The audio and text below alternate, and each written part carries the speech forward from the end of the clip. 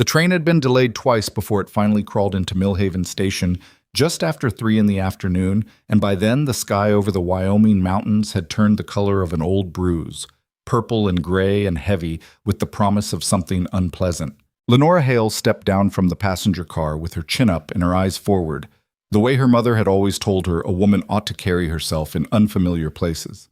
She was 26 years old, dark-haired, with hands that had spent the last decade doing actual work, laundering, stitching, managing the small boarding house her widowed mother had kept in Cincinnati. And she had the kind of face that didn't announce itself immediately, but became more interesting the longer you looked at it. She wasn't soft. She'd never had the luxury of being soft, but she was tired. 2 days on a train with a hard bench seat and a seatmate who coughed without covering his mouth had worn her down in ways she hadn't expected. She'd barely slept. She'd barely eaten. She'd spent most of the journey with her forehead pressed to the window glass, watching the landscape change from familiar river country to something vast and blank and slightly terrifying, and she'd told herself over and over again that the exhaustion was temporary, that everything uncomfortable was temporary, that she was riding towards something worth arriving at. She believed that mostly because of the letters. His name was Gerald Whitmore. He was 31, a landowner, the son of a man who had come west during the land rush years and built something modest but stable in the valley east of the Absaroka Range. He was educated. His letters were proof of that, neat handwriting, complete sentences, a vocabulary that suggested he'd had some schooling beyond the basics. He had written to her through the introduction of her cousin Margaret, who had married a Wyoming man 2 years prior and had taken it upon herself to play matchmaker across state lines. "He is steady," Margaret had written. "Not exciting, perhaps, but Wyoming doesn't reward exciting. It rewards steady." And Lenora, who had watched her own father spend himself chasing excitement until there was nothing left of him or the family savings, had thought, steady sounds exactly right. So they had written to each other for 8 months. 8 months of careful, earnest letters. He described his land, 400 acres of mixed grassland and timber, a creek that ran clean and cold, a house that needed work but had good bones. She described herself honestly, maybe more honestly than was strategic. Her mother's death the previous spring, the boarding house sold to pay debts, her need for a fresh start in a place where no one knew her as the woman who'd had to sell everything to stay afloat. He had written back warmly. He'd said he admired her practicality. He'd said the frontier needed women who weren't afraid of difficulty.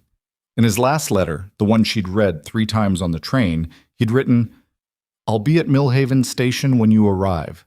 We'll get sorted quickly and you won't have to worry about anything ever again." She had tucked that letter into the inside pocket of her traveling coat, close to her chest, like a talisman. She was standing on the platform now, bag at her feet, scanning the small knot of people who had come to meet the train. A family reuniting. A woman grabbing a teenage boy by both shoulders as if confirming he was solid. A freight handler moving wooden crates with mechanical indifference. 2 men in ranchers' coats talking to each other, not looking up. No Gerald Whitmore. She waited. That was the reasonable thing to do. Trains ran late. Men ran late too. She stood near the station house wall where she was out of the worst of the wind and watched the platform clear out person by person, bag by bag, until it was just her and the freight handler and a station dog sleeping in a patch of pale October sun. She went inside. The station master was a thin man with a waxed mustache that seemed to require more maintenance than the rest of him combined.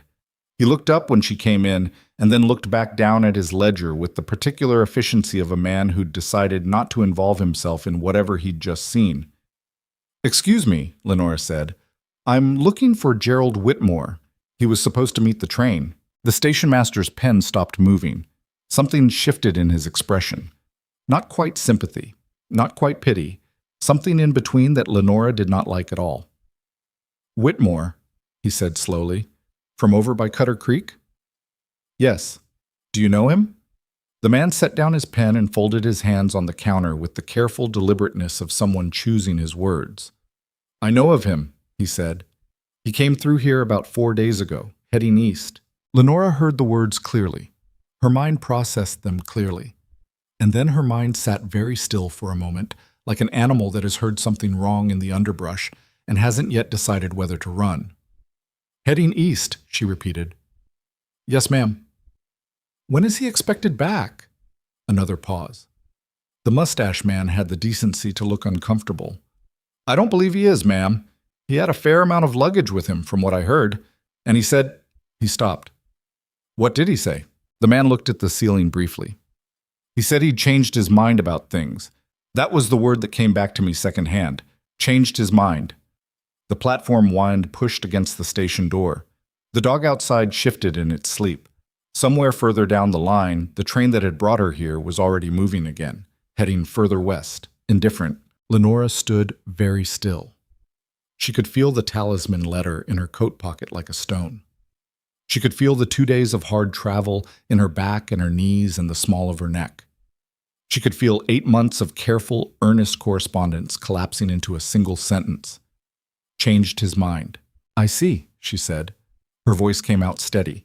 She had not planned for it to sound steady. She hadn't planned anything because she had not believed, not actually believed, not in the part of herself where it counted, that this was a thing that could happen to her.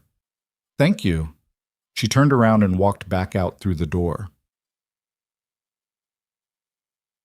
The platform was empty now. The freight handler had gone. Even the dog had wandered off somewhere. Lenora walked to the far end of the platform and stood at the edge where the boards gave way to open ground, facing west, facing the mountains. They rose above the valley in brutal, casual magnificence, dark with pine cover at their lower reaches, lighter and rougher toward the peaks, capped with the first real snow of the season. They were not beautiful in any gentle way. They were large in the way that made human arrangements feel provisional. She set her suitcase down. She did not cry. She was aware of the possibility of crying with the same calm detachment with which she was aware of most things right now, and she made a decision against it the way she'd make a decision against any other action that didn't serve her current situation. She was standing on a train platform in a town she'd never seen, in a territory she'd never planned to stay in permanently, with approximately $14 and some change, no contacts of her own, and nowhere to sleep tonight. Crying would not change any of those facts. What she was doing instead, she realized after a moment, was calculating. That had always been her way. When emotion rose too fast, her mind retreated to arithmetic. The boarding house had been sold for $340, from which she'd paid her mother's debts and purchased the train ticket and kept what remained. $14. She had the address of Margaret's place, which was 2 days' ride from here, and she had no horse. She had the clothes in her suitcase, and the coat on her back, and the shoes on her feet, and the letter in her pocket that was now worth slightly less than the paper it was printed on. She was so deep in calculation that she didn't hear the footsteps until the man was almost beside her. She registered him the way you register any sudden large object entering your field of vision, with an instinctive half-step sideways and a quick assessment of threat. He was tall enough that she had to tilt her head to get his face, which was weathered in the specific way of men who spent more time outside than inside, dark-stubbled and sharp-jawed, with pale gray eyes that were currently looking not at her but at the mountains ahead, as if he'd come to this end of the platform for the same reason she had. He was wearing a canvas work coat and boots that had seen genuine use, and his hat was pushed back slightly on his head in the way of a man who put it there by habit rather than vanity. He had the kind of size that made you understand, without threat being attached to it, that the man took up actual space in the world. He didn't speak immediately. He stood beside her for a moment, also looking at the mountains, and then he said, not to her, not quite, more to the general air between them. Hell of a view to get left staring at. Lenora's jaw tightened. I beg your pardon? He glanced at her then, with a directness that wasn't rude but also wasn't apologetic.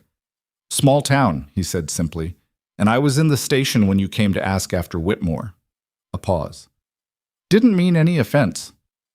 You heard all of that. Couldn't help it. Station's about as private as a church pew. She looked at him for a moment. He held her gaze without discomfort, without performing anything. Not sympathy, not curiosity, not the particular mixture of pity and prurient interest that she had already seen in the station master's eyes and was already dreading from every direction.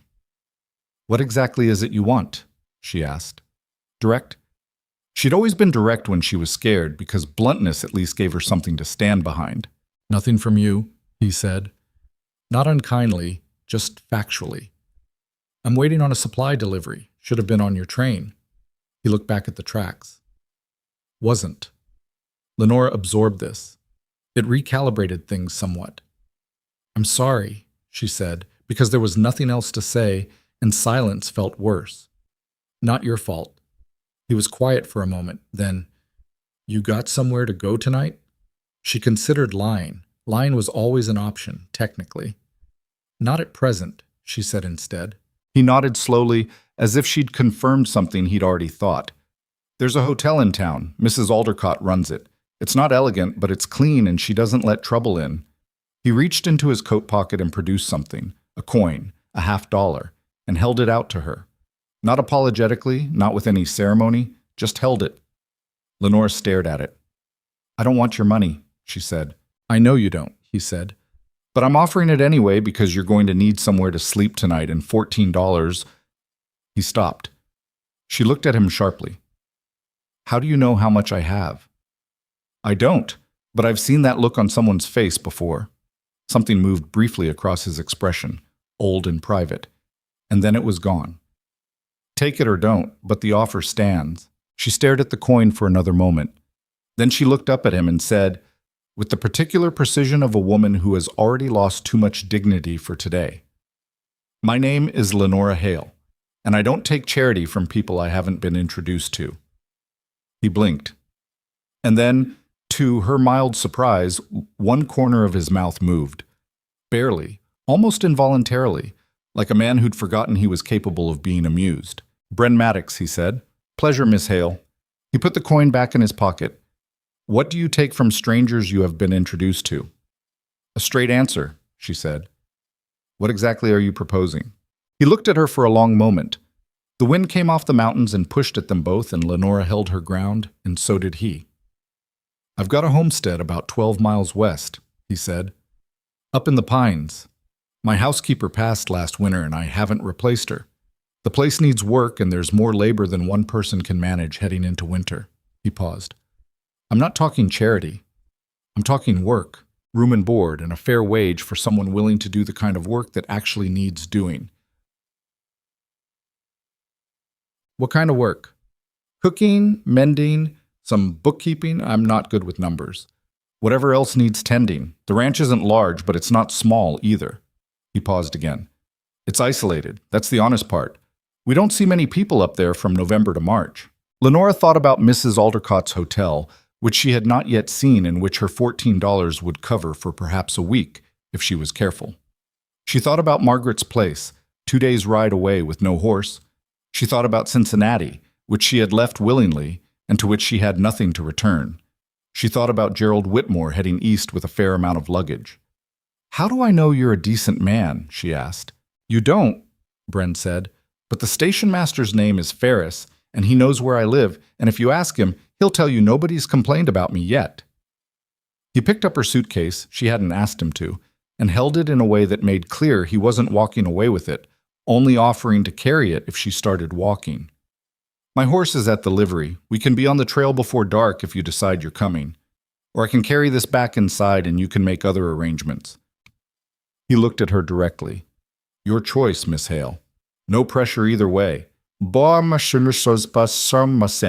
She stood there for 3 full seconds in the Wyoming wind, calculating. Then she said, I'll need to speak to Mr. Ferris first. Fair enough, Bren said.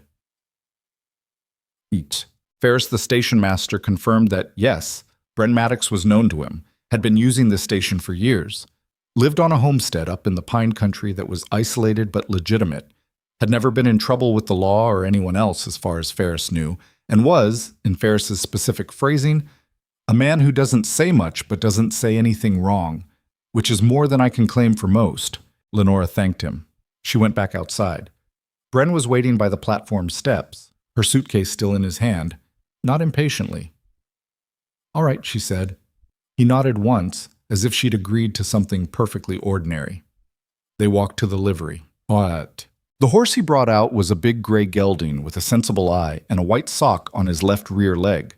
Bren called him Coleman without explaining why, which suggested to Lenora that the horse had earned his own name rather than being assigned one, and this told her something small but useful about the man.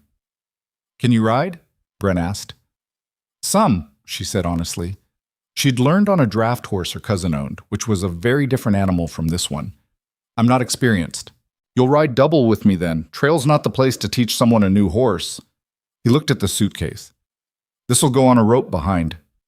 She watched him lash the bag with a competence that involved no wasted motion, a man who had done this specific task many times. The sky was moving into late afternoon gold now, the kind of light that made even harsh country look briefly beautiful, and she stood there in that gold light with a calm that surprised her. She wasn't calm because things were fine. Things were not fine. She had just been abandoned by a man she'd agreed to marry in a town she didn't know, and she was about to ride 12 miles into the mountains with a stranger whose character she had assessed through a 5-minute conversation and a second-hand reference from a mustachioed railroad employee. She was calm because panic wasn't available to her right now. Panic was a thing you indulged when you had other options. She didn't have other options. So she tucked the panic away somewhere it could wait, and she focused on the immediate. Getting through tonight, getting through tomorrow, building from there. That had always been her method. Bren held Coleman's halter steady and looked at her. Ready? Yes, she said. He helped her up with the matter-of-fact grip on her arm, nothing more than necessary, and swung up behind her. Coleman shifted his weight once and then settled, and they rode west into the mountains. For the first mile, neither of them spoke. The trail was narrow, pine-scented, rocky in places that required Coleman to pick his feet up carefully, and Bren's attention was on the horse and the trail and the light, which was fading faster under the tree cover than it had been in the open valley. Lenora sat with her back straight, her hands on the saddle horn, trying to take up as little space as possible. She could feel the solid wall of the man behind her, unavoidable, given the circumstance, and she focused her attention forward, on the trail ahead, on the way the pine forest opened occasionally to reveal a strip of darkening sky. After a while, Bren said, "You want to ask me something?" She didn't deny it. "Several things." "Pick one." "Why are you doing this?" she said. "You don't know me. You had no obligation to do any of this." A long pause. "No," he agreed. "So why?" Coleman's hooves found a rhythm on a softer stretch of trail. "You want the honest answer or the polite one?" "I don't need polite," Lenora said. "I've had enough polite today." "Fair point." He was quiet for a moment. "The honest answer is that I watched what happened to you on that platform, or what I could see of it from inside. And I've seen that particular kind of trouble land on someone before. Someone who didn't deserve it and didn't have a way out."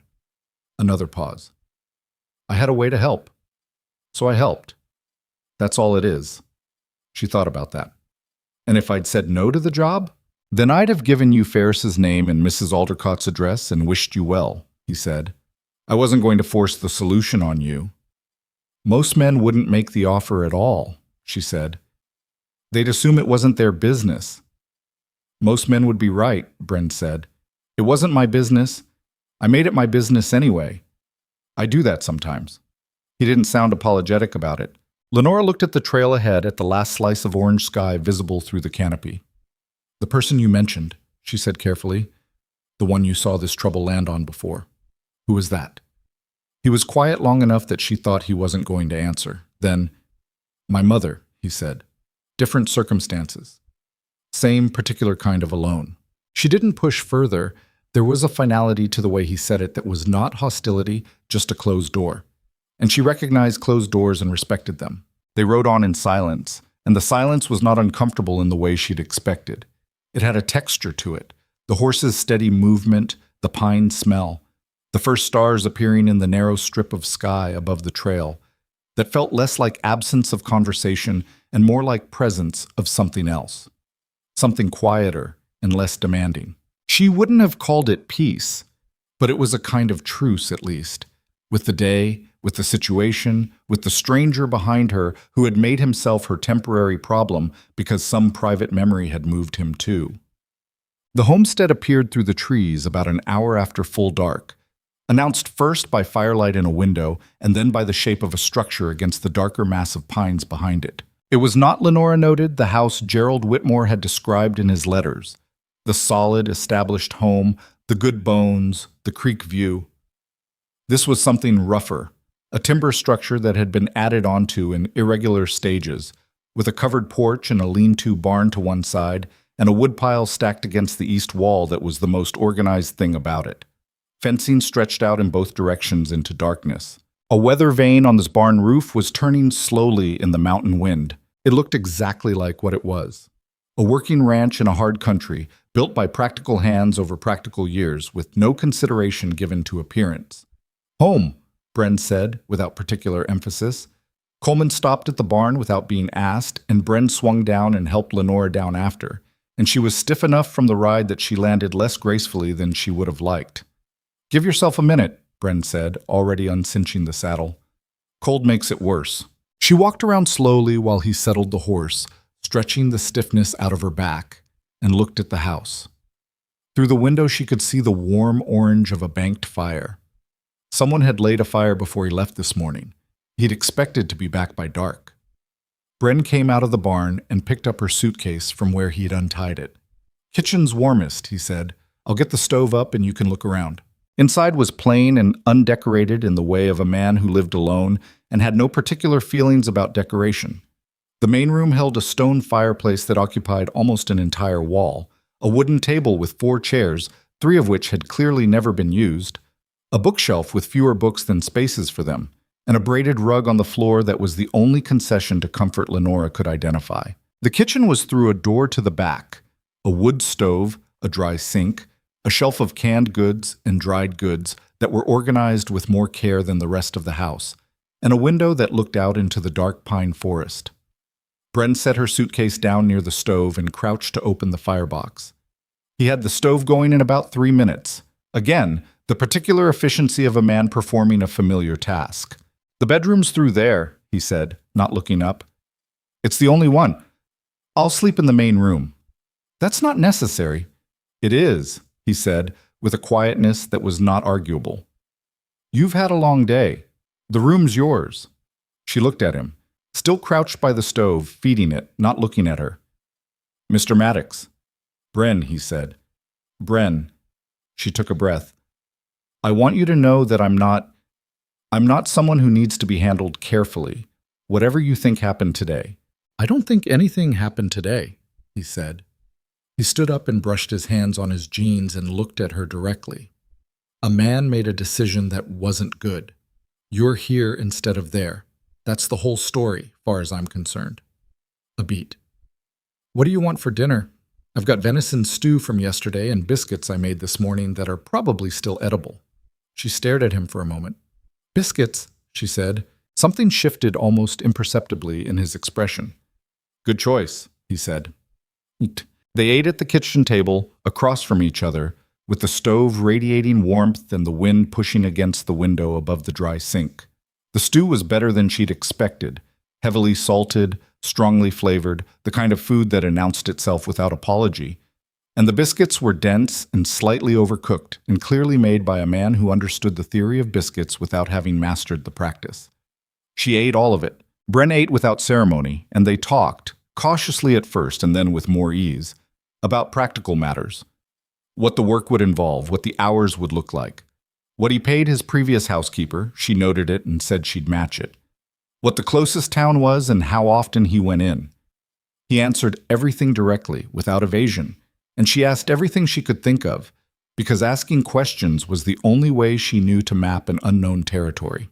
"How long have you been here?" she asked finally. "On this land? 7 years. You built it yourself?" "Mostly. Hired some help in the first 2 years." A pause. "You?" She looked at him. "You want to know about me?" "I'm going to know about you anyway, living here," he said. Better to hear it straight. She considered that. Then she said, "My mother ran a boarding house in Cincinnati for 12 years. I ran it with her. She died in February, and the house had debts attached to it that I hadn't known about, so I sold it, paid what was owed, and had enough left for the train ticket west and some to spare." She kept her voice even. "Gerald Whitmore was introduced to me through my cousin Margaret. We corresponded for 8 months. He seemed like a reasonable man who understood what he was asking for and intended to follow through on it." "That's right." A pause. "He was apparently not that man. No, Bren agreed. I don't intend to be anyone's burden, she said. I want to be clear about that.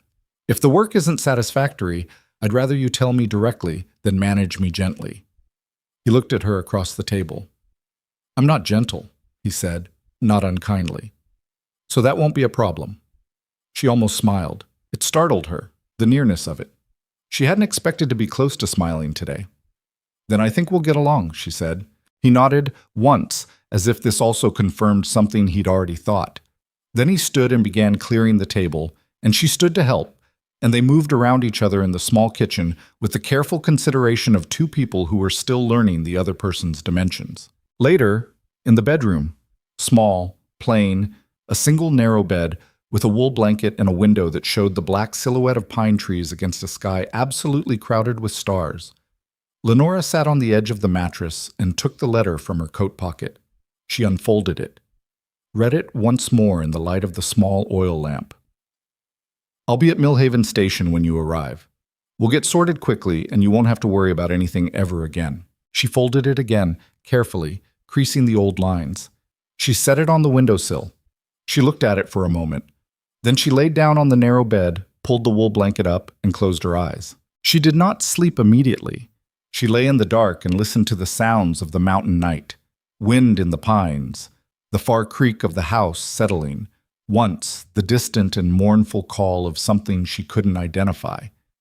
And she thought about 8 months of letters and $14 and a man's jaw against the Wyoming wind and biscuits that were too dense and a bedroom that wasn't hers and an October that was only just beginning. She thought, all right, this is where you are. Figure out what comes next. It was the only prayer she knew, if you could call it that. It had gotten her this far. Outside, the mountain wind moved through the pines, and the stars were so thick above Wyoming that they seemed like pressure, like weight, like something that could hold you down or hold you up depending entirely on how you decided to receive it. Lenora Hale closed her eyes, and sometime in the dark, despite everything, she slept. Doce. She was awake before dawn. Not by alarm. She hadn't needed an alarm since she was 19 and had taken over the morning duties at the boarding house. She was simply awake, in the particular sudden way of people whose bodies had learned that waiting for full light was a luxury they couldn't afford. She lay still for a moment, oriented herself. The pine smell, the wool blanket, the narrow bed, the window pane gray with early light. And then she got up. She found the kitchen cold, the stove banked low overnight.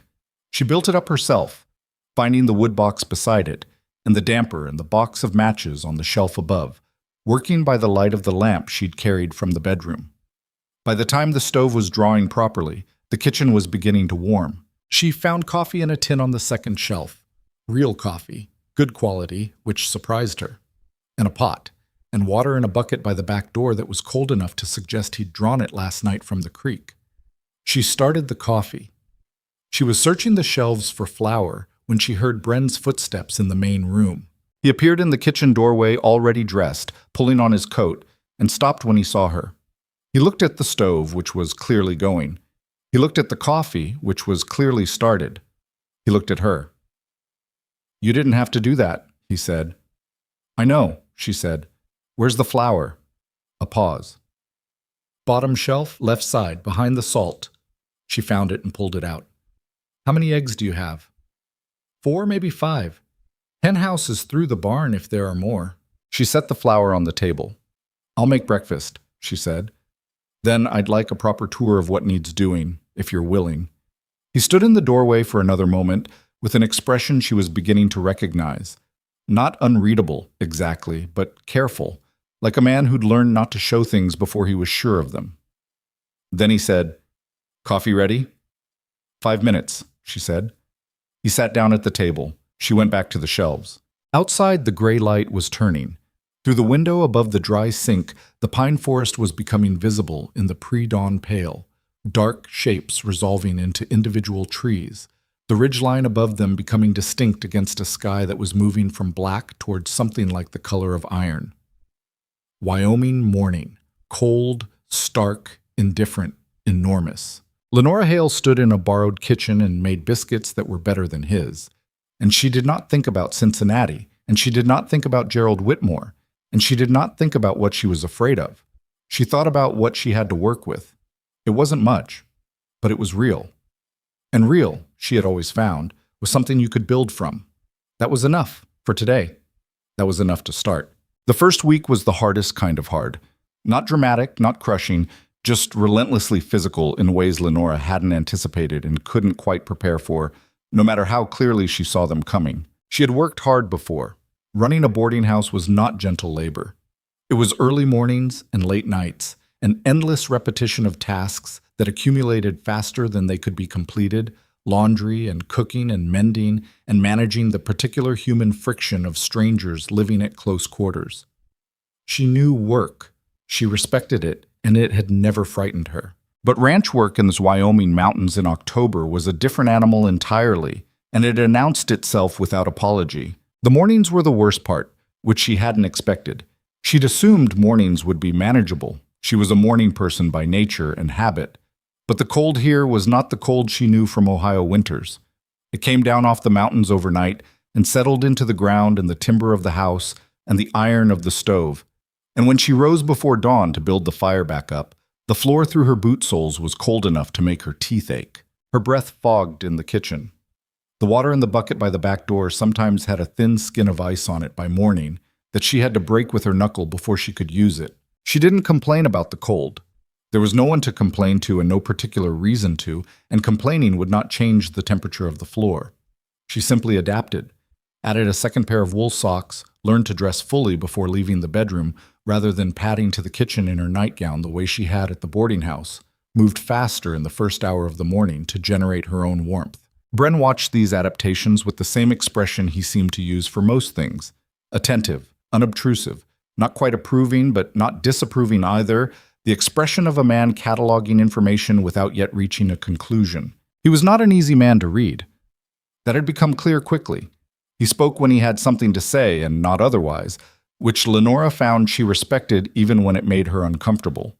At the boarding house, silence had usually meant something was wrong, but here it seemed to be simply his natural state, as unremarkable as the weather. He rose before she did every morning and had already been to the barn by the time she came into the kitchen, and he came back in stamping mud from his boots without ceremony and poured coffee without greeting her particularly, just a nod. And that was how they began most days. She had stopped trying to make it into more than it was. By the end of the first week, she had cataloged what needed doing well enough to start being useful in ways that required no instruction. The kitchen shelves were reorganized, not because Bren had asked, but because the original arrangement made no practical sense.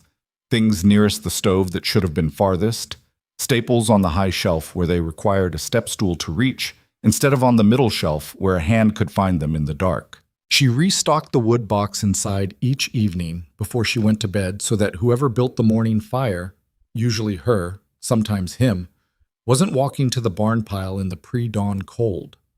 She found a basket of mending in the main room that had apparently been accumulating since his housekeeper died and worked through it methodically in the evenings, stitching tiers in work shirts and patching the knee of a pair of heavy canvas pants with a competence that surprised even herself. On the fourth day, she found the account ledger on the desk in the corner of the main room, a battered thing, half filled with numbers in Bren's handwriting that were, she quickly discovered, not wrong exactly, but disorganized in a way that made them nearly useless as actual records. Expenses were recorded without dates. Income was in a separate section with no cross-reference. She sat down with it and spent 3 evenings getting it into proper order, and when she put it back on the desk and told him she'd organized it, he picked it up, looked at it for a long moment, and said, Then he said, "Thank you." She understood by then that from him those 2 words carried more weight than most people's paragraphs. What she was struggling with more than the cold or the physical labor or the learning curve of an entirely new kind of work was something she had not anticipated and did not have a clean name for. It was the particular discomfort of being useful in someone else's space. She could manage the tasks. She could push through the fatigue. What she couldn't fully manage was the feeling of operating inside a life that was not hers, touching things that had their places, built habits she had not been part of building, operating in rooms that had been shaped by another person's years of solitary occupation. She felt it every time she moved something and then second-guessed herself. Every time she made a decision in the kitchen and wondered whether it was hers to make. Every time she sat in the main room in the evening and felt the slight, persistent wrongness of being a guest, who was also an employee who was also something else she didn't have a word for yet. She was surviving on a borrowed ground. She was aware of it constantly. It was on the 8th day, a Thursday, that things shifted for the first time. She had been trying since her arrival to repair the kitchen window, which had a gap along its lower left edge, where the cold came through in a steady thin seam that she could feel on her hand when she held it there. She'd found some strips of flannel fabric in the mending basket and had been pushing them into the gap with her fingers, which helped marginally and was not a real solution but was better than nothing while the temperatures kept dropping. Bren noticed what she was doing on the 8th morning, watched her for a moment from the doorway, and said, "That's not going to hold." "I know," she said, not turning around. "Do you have proper caulk?" "In the barn, back shelf." A pause. "I'll do it." "I can do it." She finally turned to look at him. "If you tell me where the tools are." He looked at her. She held his gaze the same way she'd held it on the platform, directly, without performing confidence, just stating by the steadiness of her expression that she wasn't going to be managed gently about this. After a moment he said, "Barn shelf, back right corner. There's a putty knife hanging on the wall above it." She found them. She spent an hour on the window.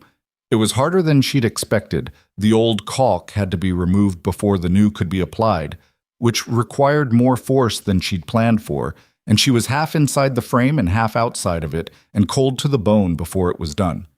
And when she came back inside and pressed her hand to the corner, the seam was sealed.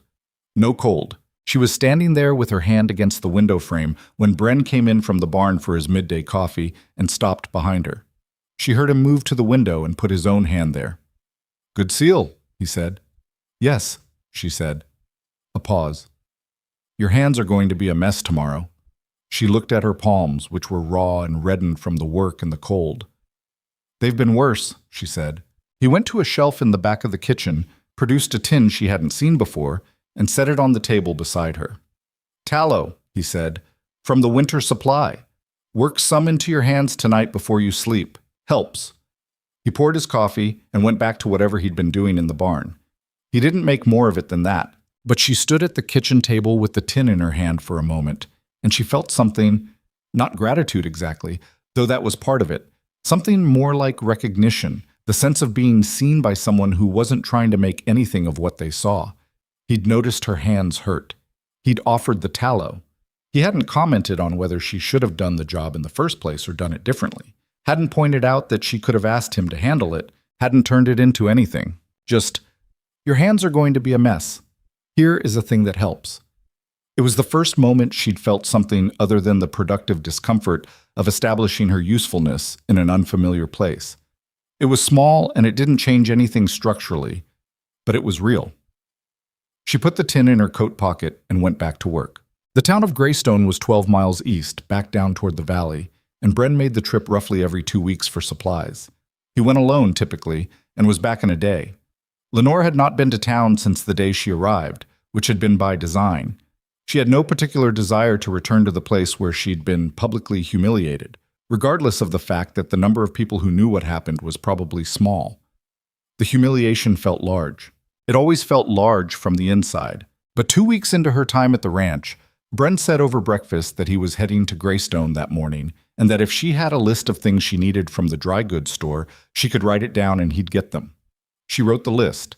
Then she looked at it for a moment and said, "I'll come with you." He looked up from his coffee. "You don't have to." "I know." She folded the list. "I'd rather go myself than send a list. More reliable."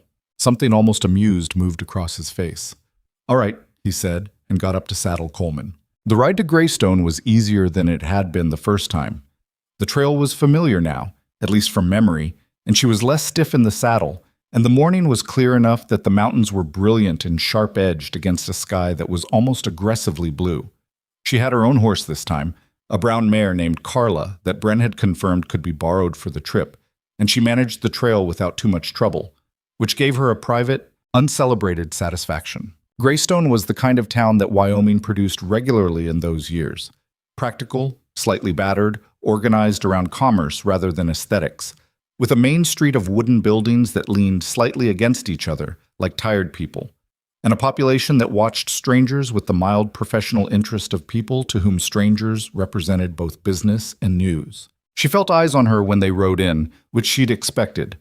A woman arriving on the same morning as Bren Maddox, riding his spare horse, wearing practical clothes that were clearly hers, but in a cut that wasn't local. She would have watched herself too. She kept her chin at the same angle she'd used on the platform and matched Bren's pace and said nothing. At the dry goods store, a woman named Mrs. Calhoun served them with an efficiency that was just barely warm enough to be called friendly, asking no questions but cataloging Lenora with a thoroughness that suggested she'd be telling someone about this within the hour. Lenora ordered her items clearly and directly and thanked Mrs. Calhoun for each without being demonstratively friendly about it. She did not need to be anyone's spectacle. It was outside the hardware store, while Bren was inside dealing with something about fence wire, that the first real trouble announced itself. A woman came along the boardwalk, older, well-dressed by Greystone standards, with a face that suggested she had opinions and was in the habit of expressing them. She slowed when she reached Lenora, who was waiting with Coleman's reins in her hand. "You're the woman from the Maddox place," the woman said. Not quite a question. "I'm staying there, yes," Lenora said carefully. "Staying," the woman repeated, with an emphasis that gave the word a particular coloring. "I see." She looked Lenora up and down with the unhurried thoroughness of someone who has decided to look and sees no reason to conceal the fact. "You came in on the train a few weeks ago. We're supposed to marry Whitmore." Lenora held very still. "Yes." "He didn't show." The woman said it flatly as one reports the weather. "No, he didn't. And now you're at Bren Maddox's place." The pause that followed this contained a volume of unspoken commentary. Lenora looked at the woman steadily. "I'm employed there," she said, "as a housekeeper. Mr. Maddox had the position vacant and I needed work. It is a perfectly ordinary arrangement." "I'm sure it is," the woman said, in the tone of someone who is sure of nothing of the kind. She smiled with about 40% of the muscles required for a genuine smile. "I'm Martha Pendleton. My husband owns the mill," said as if this conferred authority over the conversation. "I'm Lenora Hale," Lenora said. "Good morning, Mrs. Pendleton." Mrs. Pendleton received this dismissal with slightly widened eyes and then rearranged her expression into something neutral and moved on down the boardwalk, and Lenora turned back to face the street and breathed through her nose slowly and deliberately. Bren came out of the hardware store with a coil of wire over his shoulder and looked at her.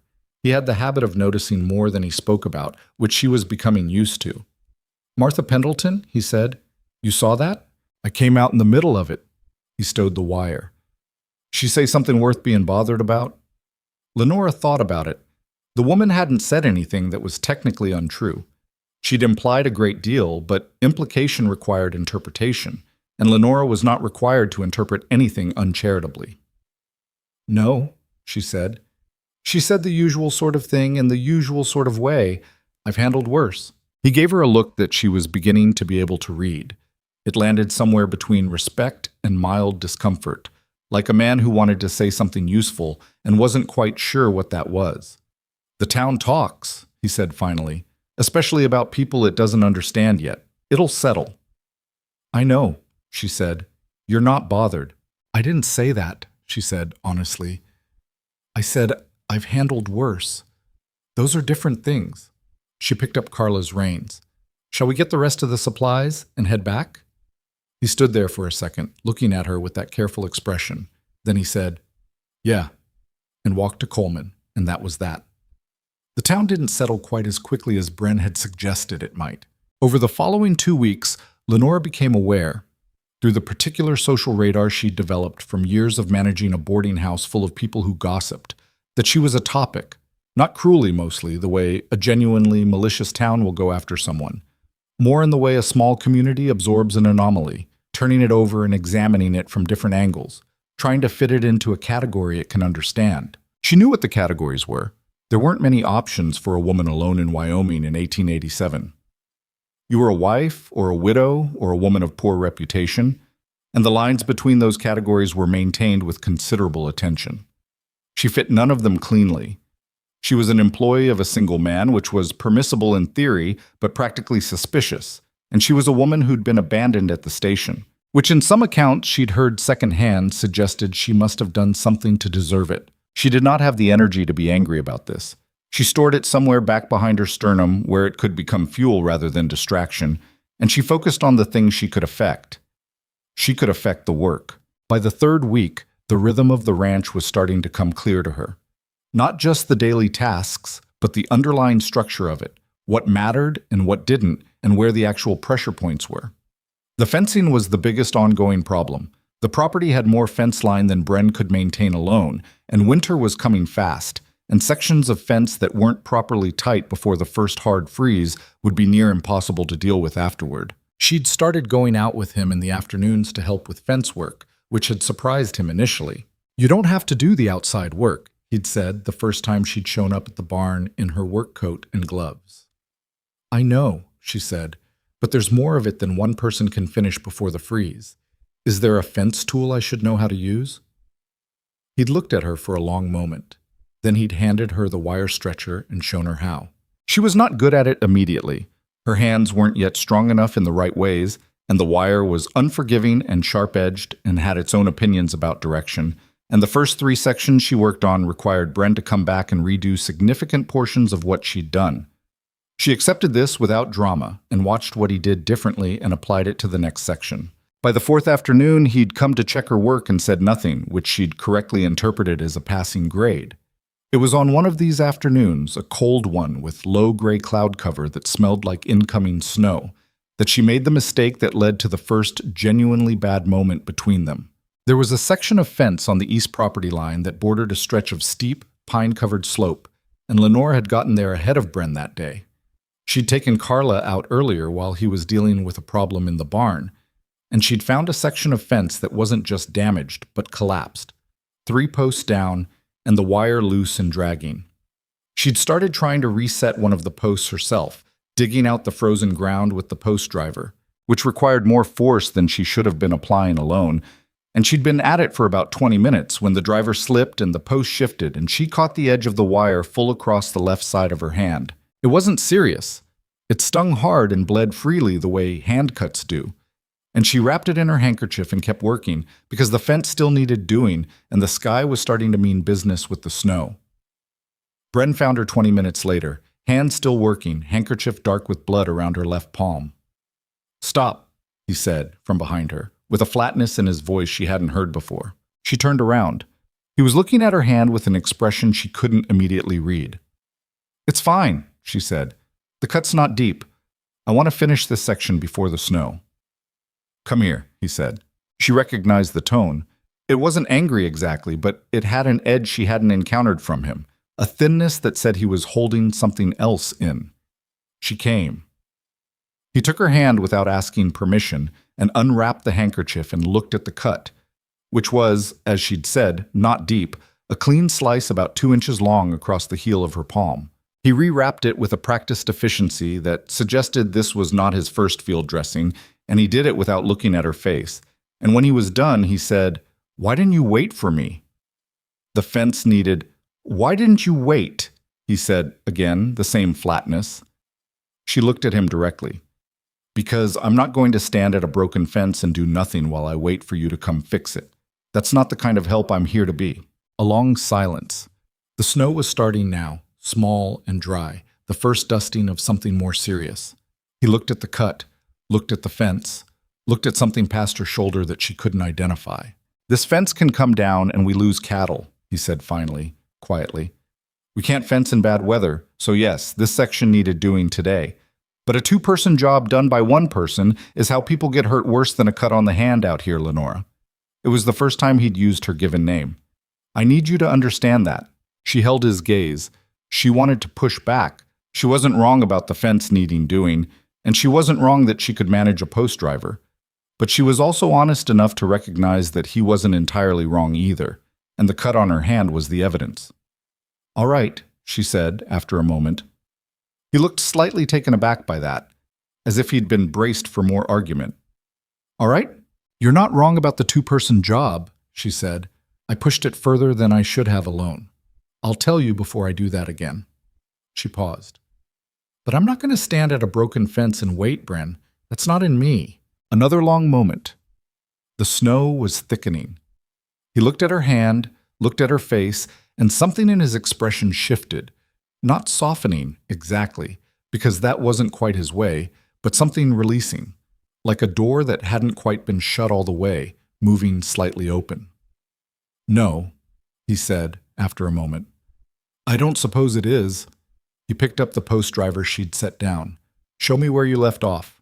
They finished the fence together in the first real snow of the season, working side by side in near silence while the pine trees went white around them, and by the time they rode back to the house, the sky was the particular dark gray of serious winter weather, and both of them were cold enough to move straight for the kitchen stove without stopping to speak. She made stew. He restocked the wood box and then sat at the table and watched her work the way he sometimes did. Not intrusively, just present. The way a large, quiet animal will sit in the same room as you without making demands. Can I ask you something? She said, her back to him, stirring. Sure, he said. The housekeeper who was here before. How did she die? A beat. Fever. She was 73. She'd been here since before I built the place, when there was nothing here but the first cabin. And you didn't replace her for almost a year. No. She turned enough to look at him sideways. Because you didn't want someone here? Or because you didn't know how to find someone? He thought about that with the thoroughness he gave most questions. Both, probably, he said. I'm used to alone. I know how alone works. And this? She gestured with the spoon vaguely, at the kitchen, at the space between them. This is different, he said. And then, as if clarifying, not worse, just different. He looked at the stove. The place feels less like an abandoned thing when someone else is using it. She turned back to the stew. She kept her face forward so he wouldn't see the expression that crossed it, which was complicated in a way she wasn't ready to examine yet. Outside, the snow was serious now, laying down in earnest, the mountains invisible behind it, the pine forest muffled and white. The world had contracted to the radius of the house and barn, which was exactly large enough for tonight. I want to learn to shoot, she said, to the stew. Behind her, she heard him set down his coffee cup. What? If I'm going to be working the property lines alone sometimes, I should know how to shoot. She turned around fully then. Predators. You said there were coyotes and worse. I shouldn't be out there without knowing how. He regarded her for a long moment with those pale gray eyes. You know how to handle a firearm at all? No, she said directly. Most women in your position would ask for different terms, more indoor work. I'm aware, she said. I'm not asking for different terms. I'm asking you to teach me something I need to know to do the work I've agreed to do.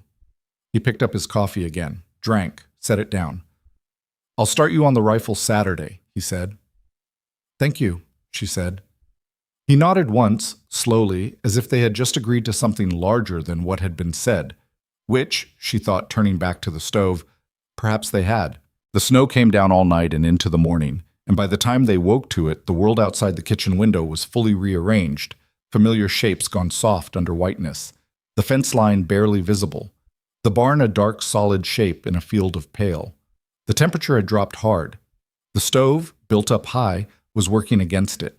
She stood at the window with her coffee and looked at Wyoming in its first real winter coat and felt something she couldn't quite name. Not wonder exactly, she was too practical for pure wonder, and not fear, though there was something in the scale of the white silence that was humbling, something in between. The recognition of a force that did not know she existed and would not negotiate with her and expected nothing from her, and in that expectation extended a strange kind of freedom. In Cincinnati, the world had known her as the boarding house woman, the dutiful daughter, the one who managed things, the one to call when something needed fixing. Her role had preceded her everywhere she went. She had not minded that mostly, but she had also never known what it felt like to stand in a space large enough that no one's expectation of her had yet reached it. She heard Bren come into the kitchen behind her. He stood for a moment without speaking, and then he came to stand at the window beside her, also looking out. How bad is it? She said. Not bad yet, he said. This one's just the scout. The real weather comes later. He drank his coffee. Cattle are in the lower pasture. They'll need checking. I'll go with you, she said. He looked at her sideways. You will. Yes. He turned back to the window. Outside, the snow kept falling, steady and indifferent, building its weight on every branch and post and fence rail. All right, he said. They went out together into the white morning, and the cold hit them like a wall, and they leaned into it without complaint, because the work was there and complaining did nothing about the cold, and the cattle were waiting, and that was how days worked here. That was how you got through a Wyoming winter, not by beating it, not by pretending it wasn't what it was, but by going out into it day after day and doing what needed doing. Lenora was beginning to understand that this, more than anything else, was the education the frontier offered. Not strength exactly, not toughness, something more like the daily practice of not waiting to feel ready before you did the necessary thing. She was not sure she was learning it fast enough. She was not sure she was built for it in the deepest way. But she was still here, and the fence was repaired, and the stew had been good, and her hand wrapped in clean cloth and worked with tallow the night before was already healing. It wasn't much of a ledger to stand on, but it was hers, and she had built it herself day by day in borrowed country. That, for now, was enough to keep going. The rifle lesson happened on a Saturday as promised, and it did not go well. That was Lenora's honest assessment of it afterward, standing in the pale winter light with her ears ringing and her shoulder already developing a bruise from the recoil, and 3 out of 8 shots having gone somewhere in the general direction she'd intended. Bren had said almost nothing during the lesson itself. He'd shown her the mechanics with a quiet precision that involved a lot of demonstration and very little commentary, standing behind her and to the left to correct her stance twice and her grip once, and each correction had been delivered with the same matter-of-fact touch he used for everything, brief and purposeful, and then withdrawn. She'd hit the fence post she was aiming at twice. She'd grazed it once. The other 5 shots had gone into the pine forest beyond in ways that would have embarrassed her considerably had she been a different kind of person. I'll get better, she said, not quite a question. You'll get better, Bren confirmed, unloading the remaining shells with calm hands. Your grip's the problem. You're fighting the gun instead of holding it. He handed the rifle back to her and stepped away.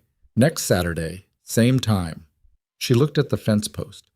The ranch hands you mentioned last summer, the ones who left before winter, did they know how to shoot when they arrived? One did. He picked up the shell casings from the ground with the particular tidiness of a man who'd learned early that waste was a choice you couldn't afford.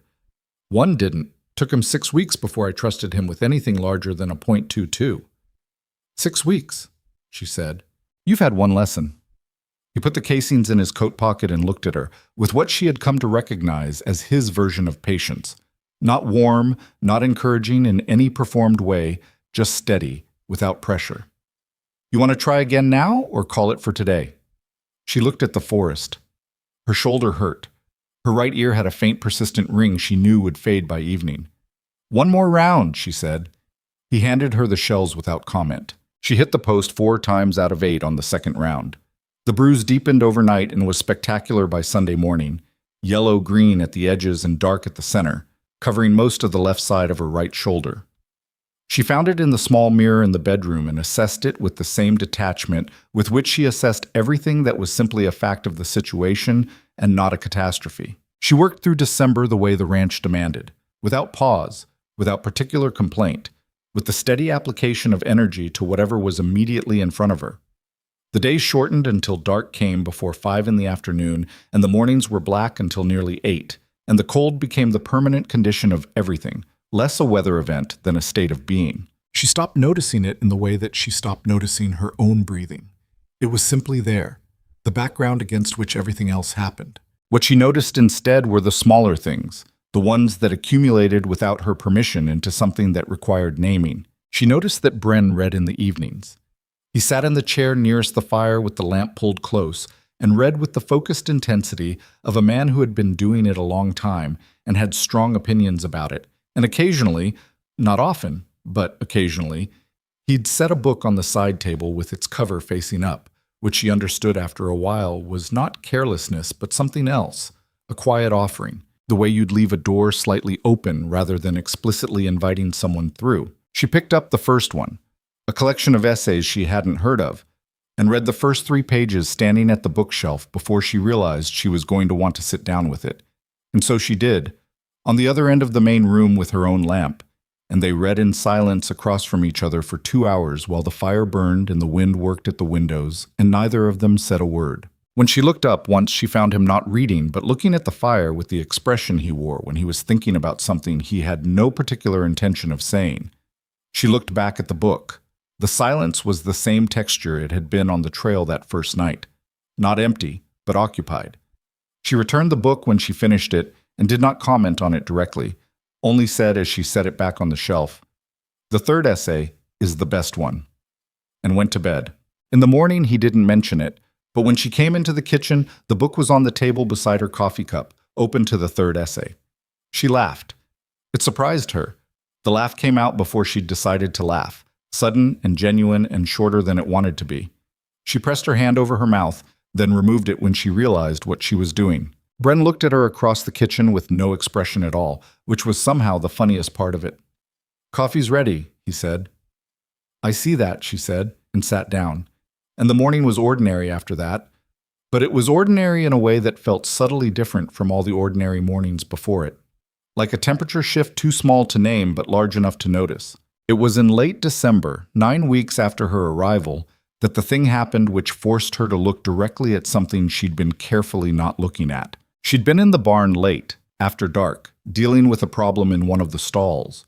One of the 2 remaining horses had developed a cough that worried her, and she'd been sitting with it for an hour, monitoring, not sure whether to wake Bren or wait until morning. She'd decided to wait. She was coming back across the yard in the dark, the lantern in her hand throwing a small warm circle on the packed snow around her boots, when she slipped on a patch of ice beneath the fresh snowfall and went down hard, lantern first. The lantern went out. The yard went black. She landed on her hip in one hand, and the hand found the edge of the ice patch and not solid ground, and she slid another 2 feet before she stopped, face down in the snow. She lay still for a moment, taking inventory. Hip. Bruised, not broken, she could tell the difference by now. Hand. Cold and scraped, not worse. Pride. She wasn't going to measure that right now. She pushed herself up, got one knee under her, started working toward standing. The barn door opened behind her and light came out, and she heard Bren's boots on the snow, and then he was beside her, crouching, with his hand under her arm in the same automatic motion with which he'd helped her off the horse the first night. "I'm fine," she said, reaching her feet. "I slipped." "I heard," he said, still holding her arm, looking at her in the lantern light he'd brought from the barn. "Let me see your hand." "Bren, Lenora." He held out his free hand, palm up, waiting. She put her hand in it. He looked at the scrape. Not deep, the palm reddened and cold, and held it for a moment longer than the inspection required. His hand was very warm around hers, and she was aware of this in a way that she had not been aware of his hands before, not quite like this, and she kept her face entirely still while she registered it. "There's nothing to look at," she said quietly. "I know," he said. He let her hand go. He stood up to his full height and looked at the dark yard and the dark house, and then at her. "What were you doing out here after dark alone?" "The bay horse has a cough.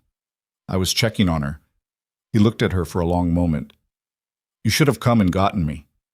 "It was a cough, not an emergency." She met his eyes. "I'm not going to wake you for every small thing." "This is a working ranch," he said, not angrily, just with the specific flatness he used when he meant something absolutely.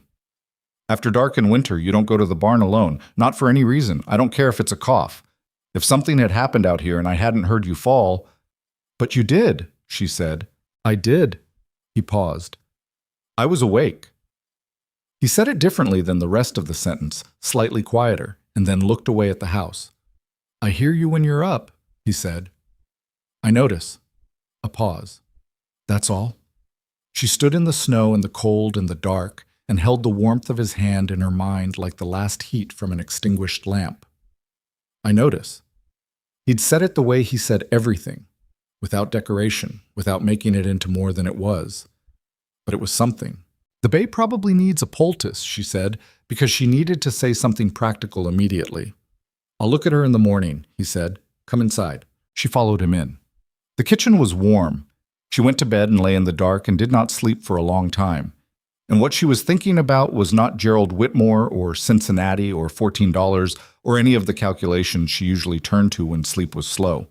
She was thinking about a man's hand holding hers in the dark, and the word notice, and the particular way her own chest had done something she had not given it permission to do. She was in trouble of a different kind now. She was clear-eyed enough to know it. January arrived in the manner of someone who had been waiting to make a point. The temperature dropped to levels that made the December cold seem, in retrospect, almost courteous. The wind came off the peaks with a force that was less weather and more opinion, and it worked at every gap and weakness in the house's construction with a persistence that required constant response. The snow built on the roof in sheets that had to be knocked down before their weight became a structural problem. The creek froze. The cattle needed breaking ice in their water troughs twice a day. The horses needed extra feed and extra monitoring and occasional coaxing into the barn in conditions they were correct to object to. It was the hardest month Lenora had ever worked. She went to bed each night with the particular exhaustion that sits below muscle and bone, in the deeper places, and she rose each morning and did it again. And there was something in that repetition, grinding and demanding and occasionally miserable, that she did not entirely dislike. It made her feel real in a way that the boarding house work, for all its constancy, had not. Like the cold itself. You couldn't negotiate with it. You could only respond, and your response was your character made visible. She was 3 months into Wyoming, and she had not broken. She had not quit, had not begged off the harder work, had not retreated into the kinds of learned helplessness she'd seen other women use as a strategy for managing difficult circumstances.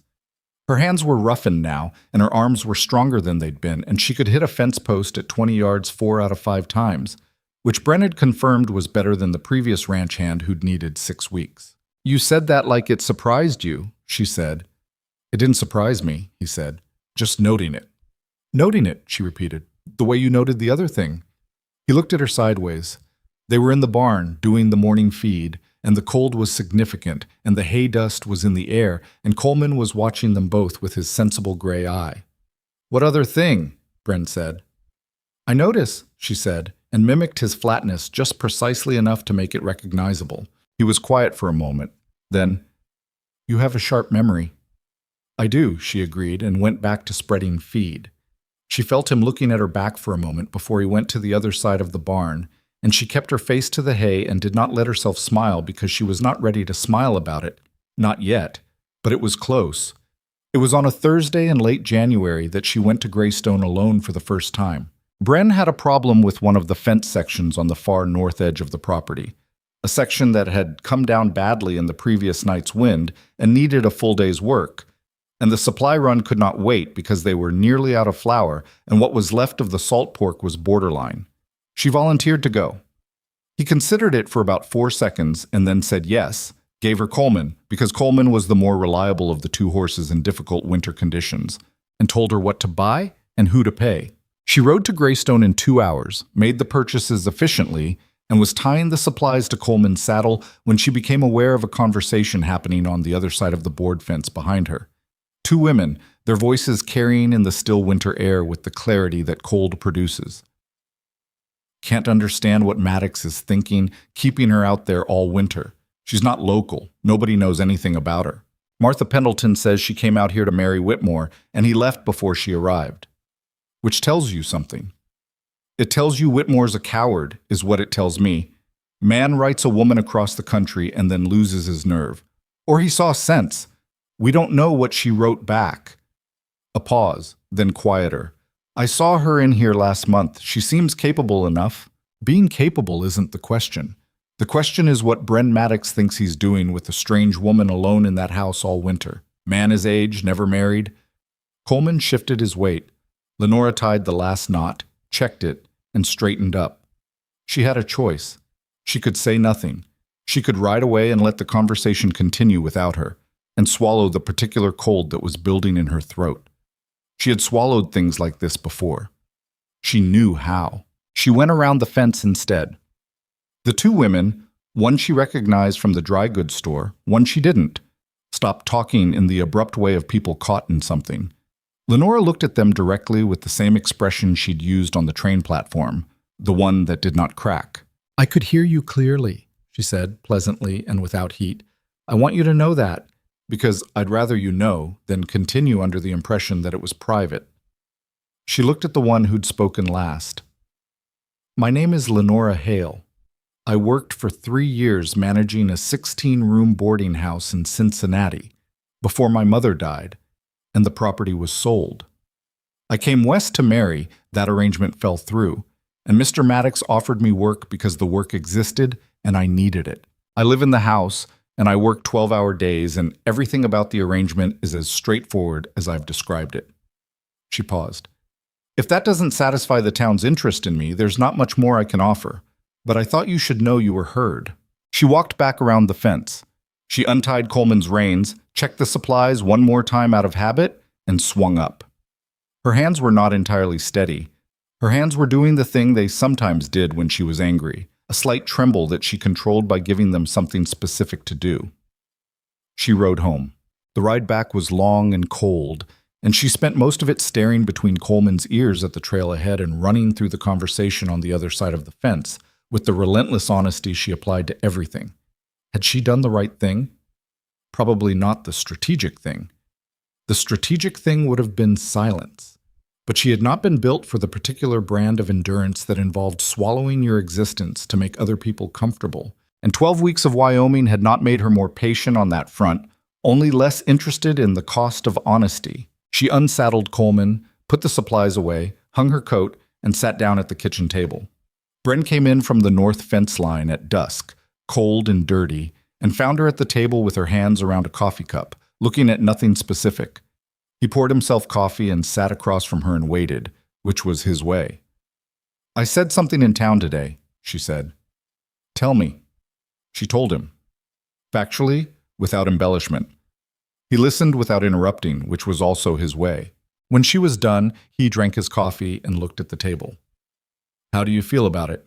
he said. She considered. "Like I may have made things harder for myself without solving anything." "Probably true," he said, "but I'd do it again." "Probably true, too." He turned the cup in his hands. "Martha Pendleton will have heard about it by tomorrow. She'll either respect it or use it against you. Which do you think?" He thought about it with his usual thoroughness. 50-50, he said. "Martha's not a bad woman. She's a woman with a lot of time in a small town, and she's decided opinion-having is her occupation." He looked at Lenora. "For what it's worth, you said the right things. Whether they were the wise things is a different question." "I know," she said. "I'm better at right than wise." Something moved in his face. "Most honest people are," he said. They sat with that for a moment. Outside, the temperature was still dropping, the kind of cold that announced itself in the creak of the house frame, a sound she'd learned to read like weather. "I've been thinking about something," she said. Her voice came out differently than she intended.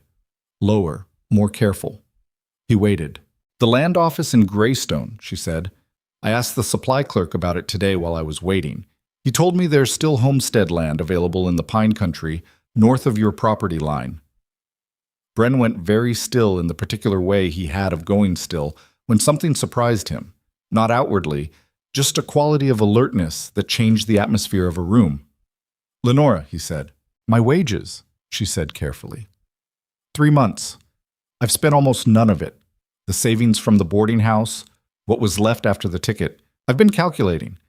She kept her eyes on the coffee cup. "I know it's not enough to build yet, but it might be enough to file. To put my name on a piece of this country before—" She stopped. "Before what?" he said. She looked up at him. "Before I become someone who is only here because she had nowhere else to go." Her voice was steady. She'd practiced the steadiness, not because she was afraid of the words, but because she was afraid of what would be exposed if she let the steadiness slip. "I don't want to be someone's charity, Bren. Not even good charity. Not even yours." She held his gaze. "I need something I can't be removed from." The room was very quiet. The fire shifted. Outside, the Wyoming wind was working on the window she'd caulked in October, finding no gap now, moving on. Bren looked at her for a long moment with those pale gray eyes that she still couldn't always read, even now, even after 3 months of learning his particular language. The land north of the property line, he said. You went and asked about it specifically. Yes. You've been thinking about this for a while. A while, she agreed. He set down his coffee cup. He leaned forward slightly on his elbows. That land is rough, he said. Rocky. The north exposure means it stays frozen longer in spring. You couldn't farm it much. Could run some cattle, maybe a dozen head. Good timber on the upper section. I know it's not prime land, she said. I'm not asking for prime land.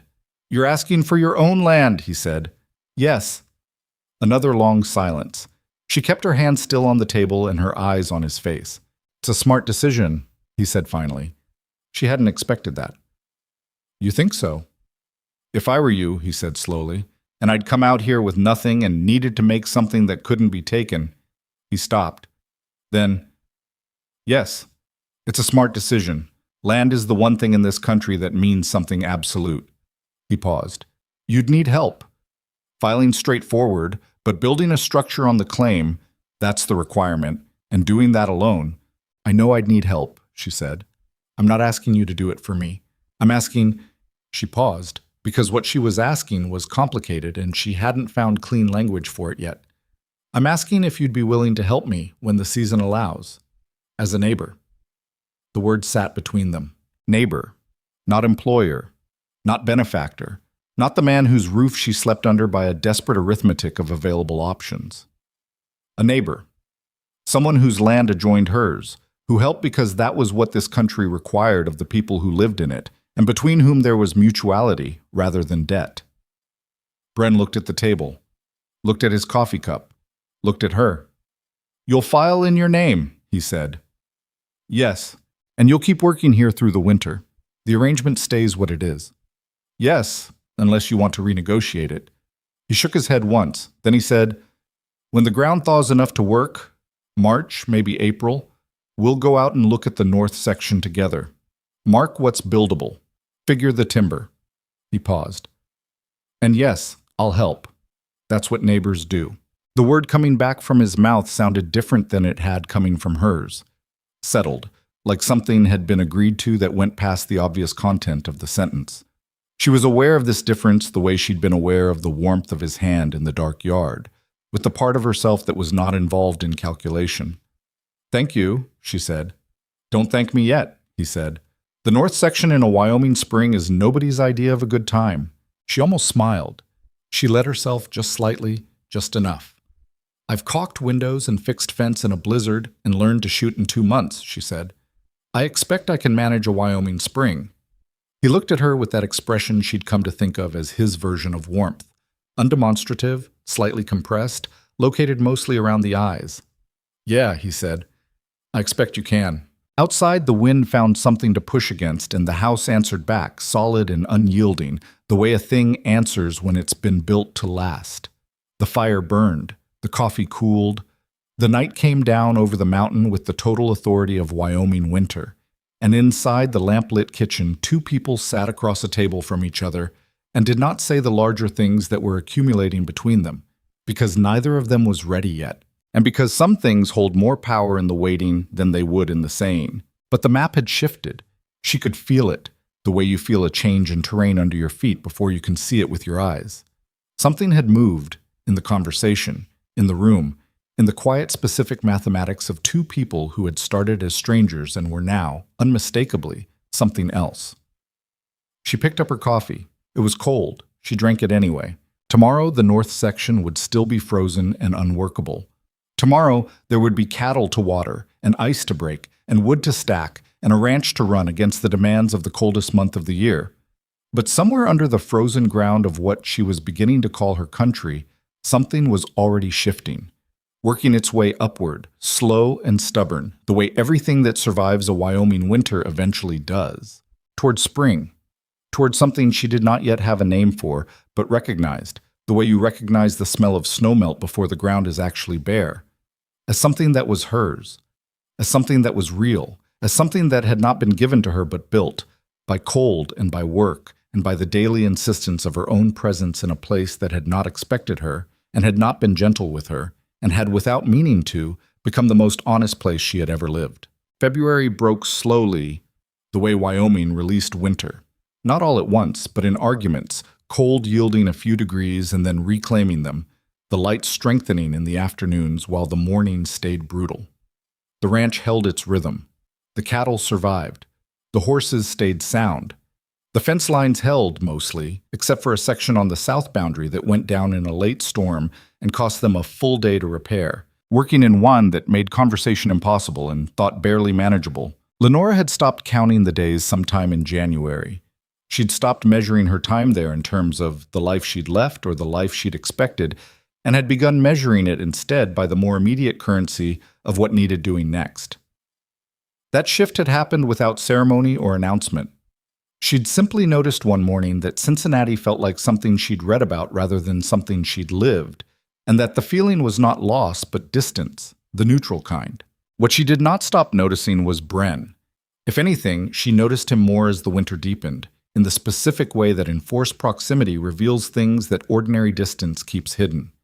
She noticed that he had a temper he kept on a very short chain, visible in the set of his jaw when something went badly wrong, in the particular quietness he deployed when he was genuinely angry as opposed to merely frustrated. She noticed that he read the same paragraph twice sometimes when something was on his mind.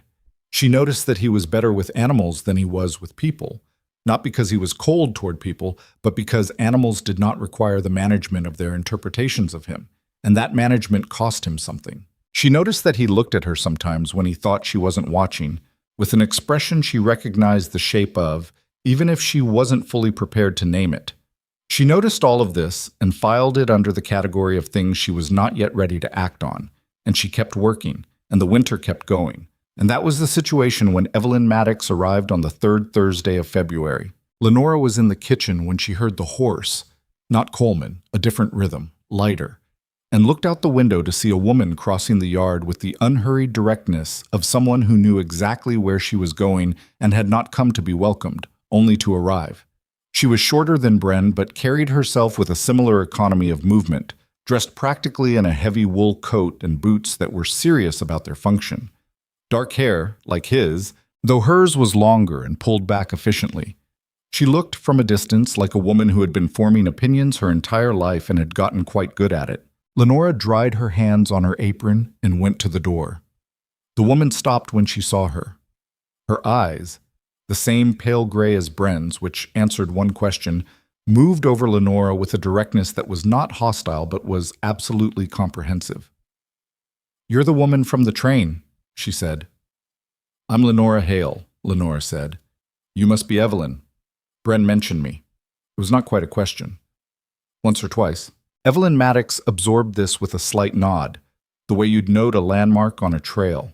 She looked at the house, at the yard, at the wood box stacked to its top against the east wall, at the mended gate to the kitchen garden that had been broken when Lenora arrived. She was cataloging, Lenora understood, doing her own accounting. "Is my brother here?" Evelyn said. "He's on the north fence line. He'll be back by midday."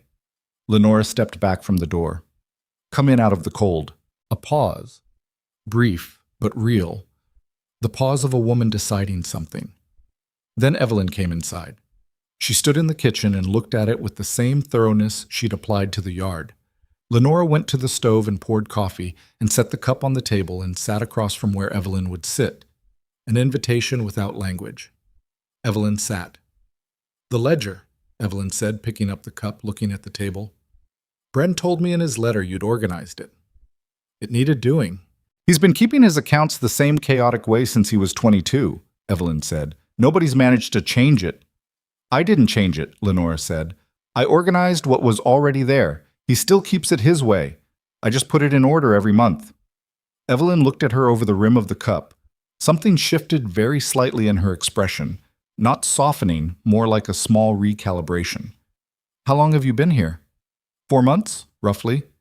"And in that time, I've kept the house, managed the kitchen, helped with fence work and the cattle through the winter, organized the accounts, learned to shoot passably well, and filed a homestead claim on the north section in my own name." She said it levelly, not as a list of accomplishments requiring admiration, just as an accurate answer to the question that had been asked. Evelyn was quiet for a moment. "You filed land?" "Yes." "In your name?" "Yes." Another silence. Evelyn set down the cup. Bren's aware of this. He's going to help me build on it in the spring, as a neighbor. She held Evelyn's gaze. I want to be clear about what this arrangement is because I expect you have questions, and I'd rather answer them directly than have them circulate. Evelyn looked at her with an expression Lenora couldn't fully read, something between respect and resistance, the look of a woman who'd expected to need her guard and was finding the terrain slightly different than anticipated. All right, she said, then directly. What do you want from my brother? Right now? Fair wages for honest work? Lenora kept her voice even. Beyond that, I don't make plans about other people. I make plans about myself. That's a careful answer. It's an honest one. The kitchen was quiet. Outside, the wind moved through the yard with its usual February opinion, but inside the stove was doing its job and the coffee was hot, and the two women sat across from each other with 4 months of different kinds of winter between them. The town talks about you, Evelyn said. I'm aware. Martha Pendleton specifically. We've met, Lenora said. Martha's not vicious, Evelyn said, with the particular tone of someone who has known a person long enough to be accurate about their faults. She's bored and she's worried about Bren because she's been deciding for 15 years that he's her project. She wanted to find him someone local, someone she could account for. A pause. You are not someone she can account for. No, Lenora agreed. I'm not. Evelyn looked at her hands around the cup. Then she looked up. What happened with Whitmore? She said. Not gently, but not unkindly either. The voice of someone who considered directness a form of respect. He wrote you across the country, and then he left. Yes. Did you know him at all, outside the letters? No. 8 months of correspondence. He seemed like a reasonable man who understood what he was asking. He's not a reasonable man, Evelyn said. I knew Gerald Whitmore by reputation. He's a man who likes the idea of things more than he likes the reality of them. She paused. You're not the first woman he's done this to. The room was very still.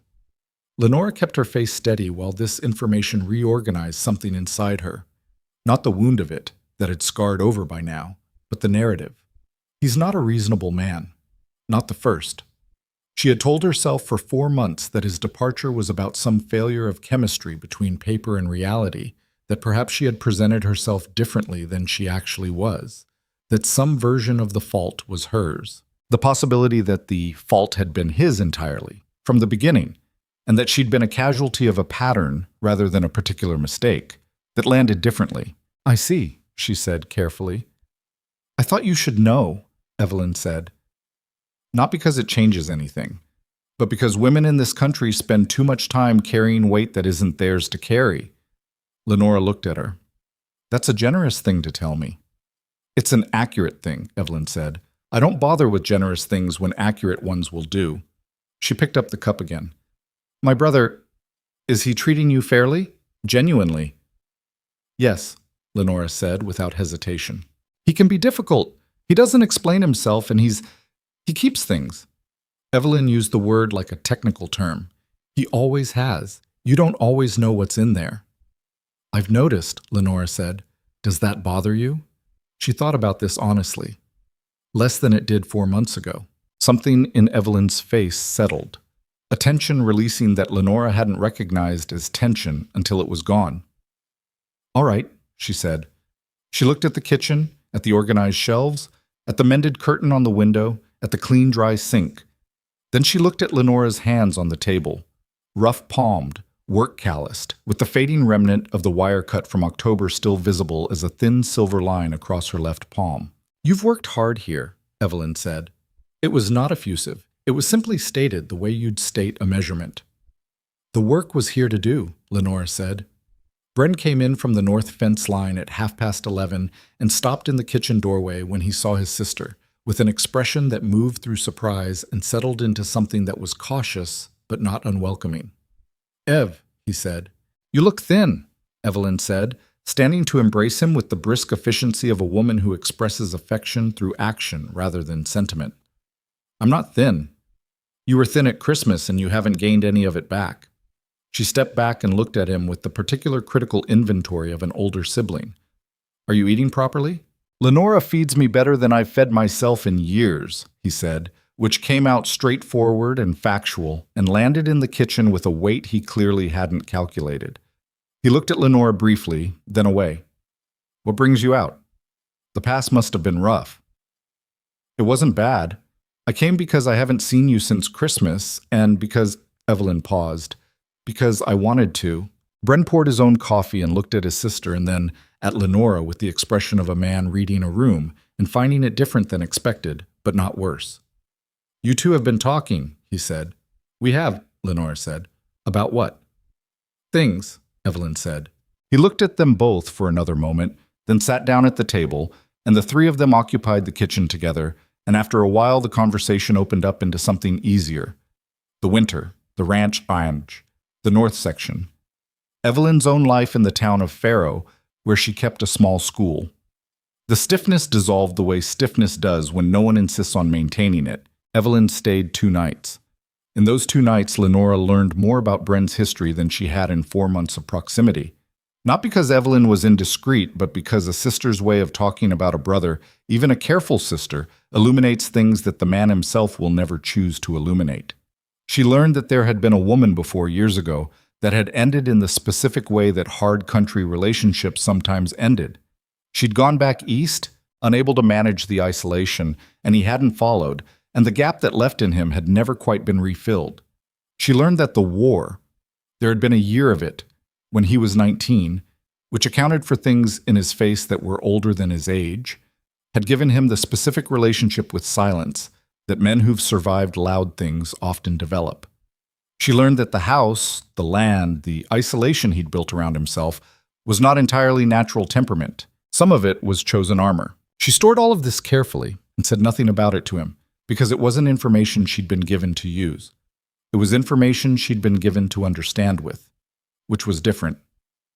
On the second evening, after Bren had gone to bed, he rose at 4:30 and went to sleep accordingly. Evelyn sat across from Lenora in the main room with the fire between them and said without preamble, "You care about him." Lenora looked at the fire. "That's a complicated thing to address directly." "Most true things are," Evelyn said. "I'm asking anyway." A long silence. The fire shifted and resettled. "I care about being honest with myself," Lenora said carefully, "about what I feel and what I do with it. Those are 2 separate questions." She looked at Evelyn. "I'm not going to make a claim on a man's life because the winter was long and the circumstances made us close. That would be using a situation, and I won't do that." Evelyn looked at her for a moment. "And if the feeling isn't situational, then it can wait until I've built something of my own," Lenora said. "Until there's ground under my feet that's mine, until I'm not—" She stopped. Then, more quietly, "I will not be someone who is there because she needs to be. Not for anyone. Not even someone worth being there for." The fire crackled.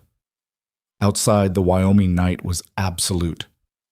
"That," Evelyn said, "is either the most sensible thing I've ever heard a woman say, or the loneliest."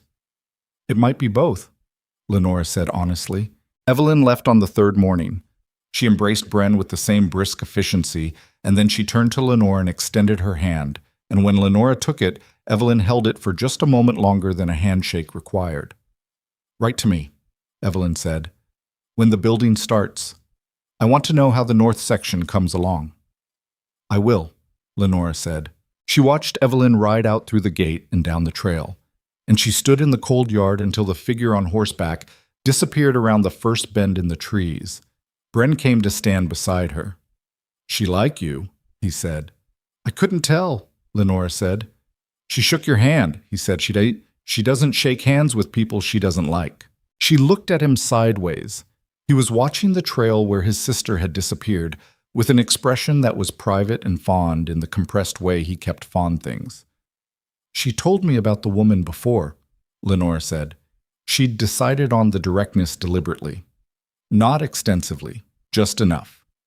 He was quiet for a moment. "Margaret," he said, not explaining, just confirming. "You don't have to say anything about it." "I know." He looked at the trail. "It was a long time ago. Long enough that I'm not sure how much of what I remember is accurate and how much is the story I made out of it afterward." He paused. The isolation was real. Her difficulty with it was real. The rest, I've probably edited it in directions that were useful to me. That's an honest thing to say. I'm better at honest than wise, too, he said. And she recognized the echo of her own words from January, returned without announcement, and she felt something in her chest move in the way she'd been keeping still for weeks.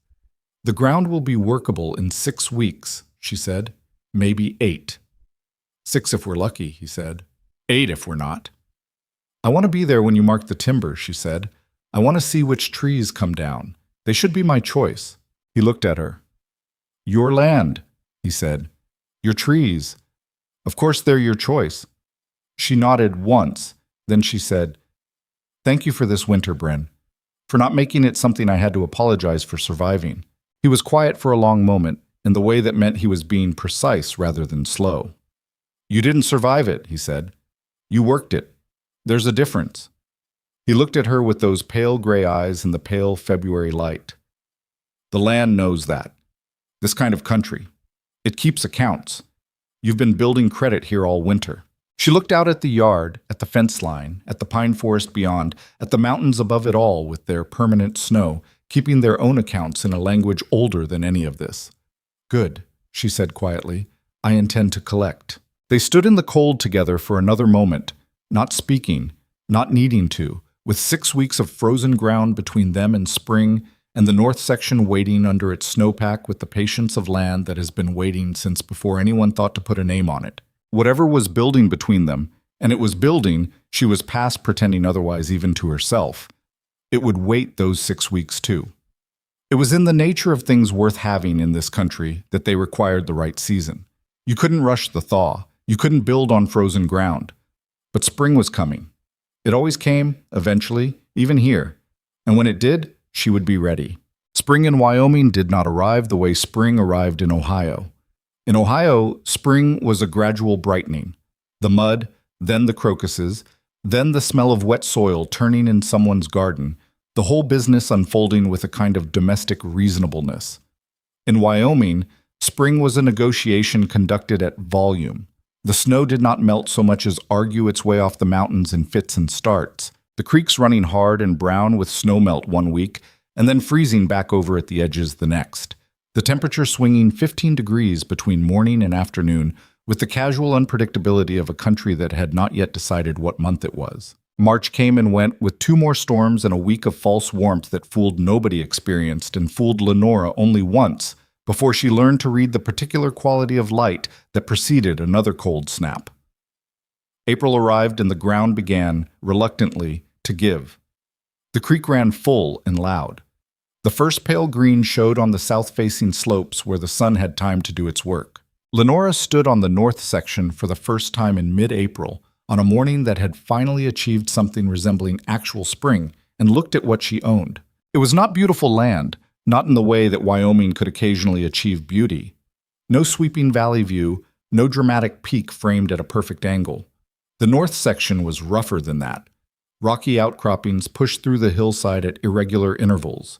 The pine cover was dense and required thinning, and the ground sloped in 2 directions simultaneously in a way that would require some engineering thought before anything could be built level on it. The north exposure meant the snow had only just released its grip, and in the lower corner where the drainage ran, the ground was still soft enough to pull at her boot heels. It was hers. Her name was on it at the land office in Greystone, recorded in the county ledger in ink that was as permanent as anything in this territory got. Lenora Hale, claimant. 160 acres. North section, Pine Country, Cutter Creek District. She stood in the middle of it and breathed. Bren was 10 feet away, looking at the tree line with the assessing squint he used for structural problems. He'd said almost nothing on the ride up, which was normal, but the silence this morning had a different quality. Not the comfortable working silence she'd learned to read over the winter, but something slightly charged, like air before lightning. The flat section there, she said, pointing to a shelf of ground about 30 yards uphill from where they stood. Between those 2 rock formations, that's where I'd put the structure. He walked to it without comment, stood on it, looked at the slope around it, stamped his heel on the ground twice, feeling the drainage, looked at the sky, at the tree line, at the angle of the morning light. Southeast exposure, he said. You'd get morning sun in the kitchen if you put it right. That's what I thought. He turned slowly, looking at the timber she'd need to clear to make the building site workable. 6 trees minimum for the foundation logs, depending on what we find underneath. Another dozen for the walls if you're doing a single room with a lean-to. He turned back to her. What size are you thinking? Practical, she said. Not large. 1 main room, a sleeping space, a workable kitchen corner. She paused. I don't need it to be impressive. I need it to stand. He nodded once. It'll stand. They spent that morning marking the timber, Lenora deciding which trees came down, Bren confirming the structural logic of her choices, and occasionally redirecting when her eye went for the straightest tree rather than the most accessible one. It was slow work, methodical, requiring her to think about the building before it existed, to hold its shape in her mind against the landscape. She was not a natural at it. She made 2 decisions that Bren quietly corrected, and one that he looked at for a long time, and then said, "That one works. I wouldn't have picked it, but it works," which she understood as the highest available rating on his scale. They came back every day that week and the week after. Bren brought tools from his barn, a 2-man saw, a draw knife, the equipment for notching logs. He brought Walt Heger, a man from the valley who owed him a work debt and who arrived with the wordless efficiency of someone who understood that you worked and talked later. And together the 3 of them began the slow labor of turning standing timber into building material. Lenora worked beside them. This was not negotiable, and she did not negotiate it.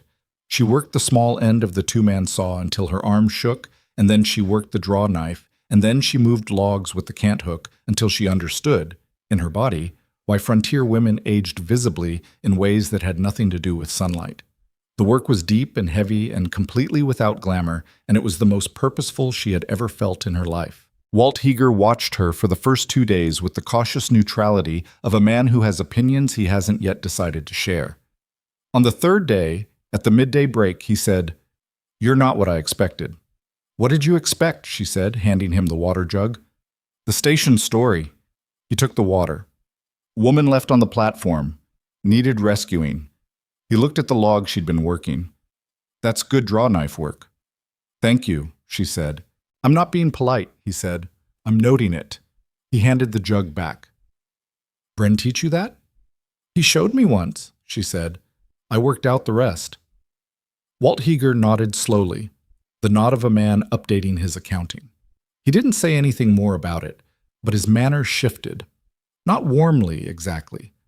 Walt Heger didn't appear to do warmth in any conventional sense, but with a kind of horizontal respect, the way men in this country accorded it when they decided someone had earned standing.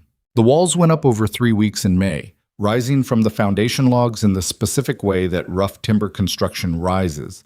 Not evenly, not cleanly, with gaps that required chinking and corners that required more thought than anticipated, and one section that had to come down and go back up when the notch proved inadequate to the weight. Lenora chinked the gaps herself, a miserable job involving mud and dry grass, and a determination to make every joint hold against next winter's wind. And she did it on her knees on the hillside for 2 full days until her back was a single continuous complaint and her hands were raw to the wrists. It was on the second of those days that Bren came and crouched beside her and looked at the chinking she was working on and was quiet for a moment and then said, "You're packing it too hard on the outside edge. Leave it slightly proud. It'll compress when it dries and seal better." She looked at the section she'd done, then at the section she was doing. She unpacked the last foot and redid it his way.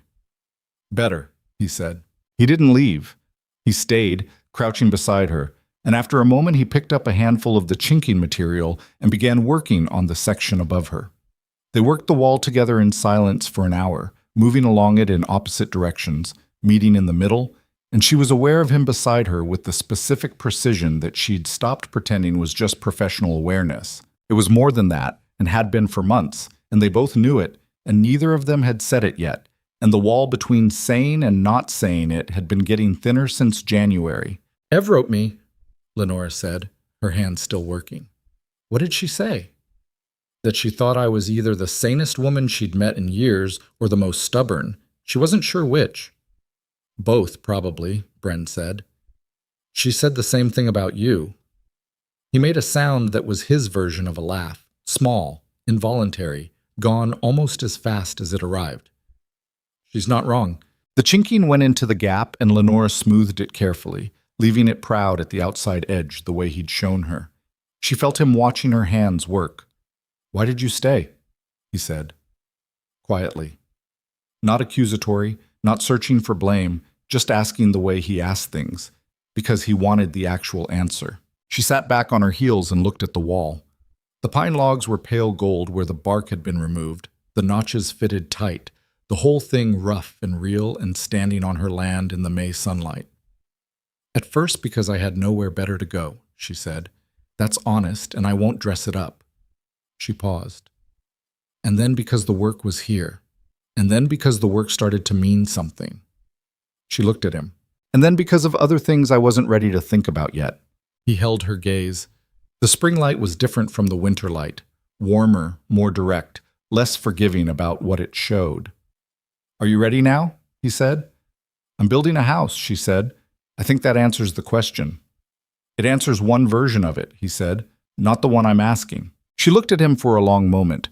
The wind came through the pine trees and moved around them and went on its way, indifferent, the way Wyoming wind was always indifferent to whatever the people standing in it needed. "I'm not leaving," she said. "If that's what you're asking, I'm not the kind of person who practices leaving." A pause. "But I'm not going to fold myself into someone else's life either. Not again. Whatever I am here, I have to be it from ground that's mine." "I know that," he said. "I've known that since January." "Then you know what I'm saying." "I know what you're saying," he said. He looked at the wall, at the pale gold logs, at the May sky above the ridgeline. "I'm not asking you to fold into anything. I'm asking—" He stopped, tried again. "I've been on this land for 7 years and I built something real here, and I thought that was enough. A man and his land and his work." He looked at her. It was enough until it wasn't. She held very still. "You made it not enough," he said. Not as an accusation, as a plain statement of what had happened to him, delivered with the same directness he used for everything. "I'm not sure that's your fault." "It's not a fault," she said. "No," he agreed. "It's not." They looked at each other in the May light on the hillside on her land with the unfinished wall behind them and the pine forest around them and the mountains above it all, keeping their permanent accounts. "The house needs a roof before it needs anything else," she said. "It does," he said, "and a door, and a window on the southeast side for the morning light." "I've got the hinges for the door in the barn," he said. "Glass for the window will have to come from Greystone." "I'll add it to the list," she said. He nodded, looked at the chinking material in his hands. "Lenora." "Yes." "When the house is done," he said. "When you've got ground under you, that's yours, and walls you put up yourself, and a door you can shut on your own terms." He looked at her directly, in the way that cost him something. She could see it, the particular effort of a man who keeps things sane, the thing he's kept longest. "I'd like to ask you something." She understood him. She'd learned his language well enough by now. "All right," she said. "All right, you'll wait? Or all right, you already know what the answer will be?" She looked at him for a long moment. This man who had handed her a coin on a windy platform and then put it back in his pocket, who had taught her to shoot and seal a window gap and read fence damage from a distance, who had kept a battered book cover face up on a side table as the quietest possible invitation, who had noticed her and said so in the dark when he hadn't meant to, who had called her a neighbor before either of them was ready for what came after neighbor. "Both," she said. "Probably." Something in his face did what it very occasionally did, opened, briefly, in the way a window opens to let the season in. Just for a moment. Then it settled back, but different, the way a room is different after it's been aired. They went back to work. The roof took 2 more weeks and a great deal of creative language from Walt Heeger, who managed the ridge beam with the dedication of a man who understood that a bad roof undid everything below it. The door went on a Tuesday in late May. The hinges Bren had pulled from his barn, and Lenora hung it herself. Bren steadying the frame, Walt on the other side, she with the screwdriver.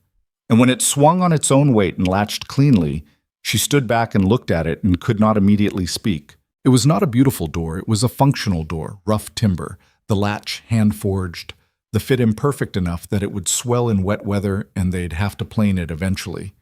It was the kind of door that announced without apology that it had been built by people learning as they went. It was her door, on her house, on her land. "Say something," Walt Heger said behind her. "You're making me uncomfortable." She laughed, the same sudden genuine laugh that had surprised her in January, and turned around, and she didn't try to contain it this time. It came out full and a little rough and not at all managed, the laugh of a woman who had not had enough reasons to laugh for a very long time. Even Walt Heger almost smiled. Almost. Bren was watching her with that open expression, the one he'd let out on the hillside, the one he hadn't fully put away since. He looked like a man who was cataloging something he intended to keep. The house was finished to its first version of done in early June, which meant it had 4 walls, a roof that didn't leak in the tests they'd run with buckets of water, a door, a southeast window that let in morning light exactly as she'd planned, a stone hearth that Bren had built in 3 days of work that left his hands bleeding at the knuckles from the mortar, but which drew cleanly on the first fire she lit in it. It had a plank floor that was not level, and a sleeping loft that required agility to reach, and a kitchen corner with a shelf that was a 1/4 inch out of square, which bothered her more than it would have bothered anyone else, and which she fixed herself one afternoon with a hand plane in a level while Bren watched from the doorway. "It's a 1/4 inch, he said. "I know what it is," she said. "The house won't fall down because the shelf is a 1/4 inch out of square." "The house won't fall down," she agreed, running the plane. "But I'll know." He was quiet for a moment. "You're the most particular person I've ever met." "You're the least particular," she said. "We probably average out." He didn't respond to that immediately. She heard him shift in the doorway. Then, "The shelf looks good." She put the plane down and ran her hand along the shelf's edge. Level. She put the level on it to confirm. The bubble sat dead center. "Yes, it does," she said. She turned around and he was still in the doorway, and the morning light was coming through the southeast window exactly as she'd planned and falling across the plank floor in a long, warm stripe. And the hearth was cold now, but the stone of it was real and permanent, and the walls were hers, and the roof over her head was hers, and outside the door the land rolled away through pine trees and rock and early summer growth in every direction with the spectacular indifference of country that does not need to be owned to be magnificent, but permits it, occasionally, to the people willing to do the work. She looked at him in the doorway. "You said you wanted to ask me something," she said, when the house was done. He didn't move from the doorway immediately. He looked at the floor, at the shelf she'd just leveled, at the window and the light coming through it, at her. He looked like a man making sure of something before he committed to it, which was exactly what he was doing, because that was how he was built, and she did not want him to be different than how he was built. "The question was going to be whether you'd marry me," he said, simply, directly, entirely without ornament, which was the only way he knew how to say the largest things. "I know that word has a particular recent history for you. I know what it cost the last time someone attached it to your life and then didn't hold the weight of it." He paused. "I'm not that kind of man. I won't pretend to know exactly what kind I am, but not that kind." She looked at him across the length of her own house, in the light of her own window, standing on her own floor. "I know you're not," she said. "Is that a yes?" "That's me telling you that I know what kind of man you are," she said. "The yes is separate." She let him wait exactly one more second, because she was, as he had noted, a particular person, and then she said, "Yes, Bren." He crossed the room, 4 steps in the small space, and when he reached her, he put his hands on either side of her face, carefully, the way a man handles something he does not want to damage, and he kissed her once, which was not the world's most practiced kiss, but was entirely sincere, and when he pulled back she had her hands against his chest, and could feel his heart going at a pace that told her he had not been as calm through that speech as his voice had suggested. "Your heart's going fast," she said. "I noticed," he said. She pressed her hand flat against his chest and felt it. Steady now, and fast, and real. Like everything else she'd found worth finding in this country. Not smooth, not easy, not given, but real. They were married in July, beneath the cottonwood trees along Bren's Creek, with Evelyn present and Walt Heger as witness, and the minister from Greystone who made the ride up without complaint. Lenora wore her second-best dress, because her best had been the one she'd worn on the train platform, and she'd quietly retired it to the back of the wardrobe without explanation and without regret. Evelyn brought wildflowers from the valley and arranged them without being asked, which was how Evelyn did most things. It was not an elaborate ceremony. Neither of them had wanted elaborate. What they'd wanted was the thing itself, the vow, the witness, the agreement made in actual words in front of actual people. And they got that, standing in the cottonwood shade with the creek running its constant argument beside them. Martha Pendleton, when she heard, sent a jar of preserved plums and a note that said, "I may have misjudged the situation. I hope you'll both be well." Lenora wrote back thanking her for the plums, which were excellent, and left the rest unaddressed. Some accounts didn't need to be settled in words. What followed was not the happy ending of stories that require all difficulties to resolve neatly into sunlight. What followed was life, continued. Fences came down and went back up. The North Section cattle, 12 head, acquired in August with Lenora's remaining savings, needed the same daily management as Bren's, which meant the combined work of the two ranches was considerable and never quite finished, and occasionally more than two people could comfortably manage. The second winter was hard in different ways than the first. Harder in some respects because the North Section cabin was newer, and the wood had not yet cured properly and required almost constant monitoring of the fire. Easier in others because she was no longer learning the country from scratch. She was working it from knowledge. They argued. That was something she had not expected to value, but she found she did. The first time she pushed back hard on a decision of his about the cattle rotation, and he pushed back equally hard. And they stood in the barn at 11 o'clock at night with their voices raised and neither of them retreating, she felt, underneath the frustration. A solid satisfaction. He was not managing her. She was not deferring. They were two people with strong opinions and matching stubbornness trying to figure out the right answer to a real problem. They figured it out, eventually, at 11:30, and went to bed without resolution ceremony. And in the morning, the decision was implemented, and neither of them mentioned the argument again. This became their way. The arguments were real, and the resolutions were practical, and nothing was performed. Evelyn visited twice a year and wrote in between. Her letters to Lenora became, over time, a correspondence of their own, separate from Bren, woman to woman, in which they discussed books and ranch problems and the particular frustrations of being capable people in a country that was still negotiating what to do with capable women. They did not always agree. Evelyn was more patient with the town's social structures than Lenora was. Lenora was more comfortable with isolation than Evelyn had ever been. But the disagreements had the texture of affection rather than friction, and that held. Walt Heger, who had finished his work debt and owed them nothing, came back the following spring to help add a room to the North Section cabin. He said it was because he had nothing better to do that month, which Lenora understood to mean something else entirely. She fed him well and thanked him practically, and asked no questions he'd have been uncomfortable answering, and he came back the spring after that too, for the lean-to kitchen she'd planned since the first winter. Martha Pendleton eventually decided that Lenora was acceptable, which she announced by stopping to talk to her in Greystone one day, with something approaching genuine warmth rather than the performed variety. The conversation lasted 10 minutes and covered the price of flour and a problem with the schoolhouse roof and a recipe for dried apple cake. It was, in its small way, a form of peace treaty, and Lenora received it as one. The man who had left her on the platform did not return to Wyoming, or if he did, it was not to any part of it that intersected with her life. He faded the way things fade when you stop giving them the weight of your attention. Not dramatically, not with closure, just gradually less present until he was a fact with no charge attached to it. A man who had written letters for 8 months and then lost his nerve. That was all. That was the whole of what he'd amounted to in the final accounting. She did not wish him badly. She did not wish him anything at all. She had too many things that were hers to tend to. The years did what years do in that country. They accumulated without softening the country that contained them. The mountains stayed brutal and magnificent. The winters kept their opinions.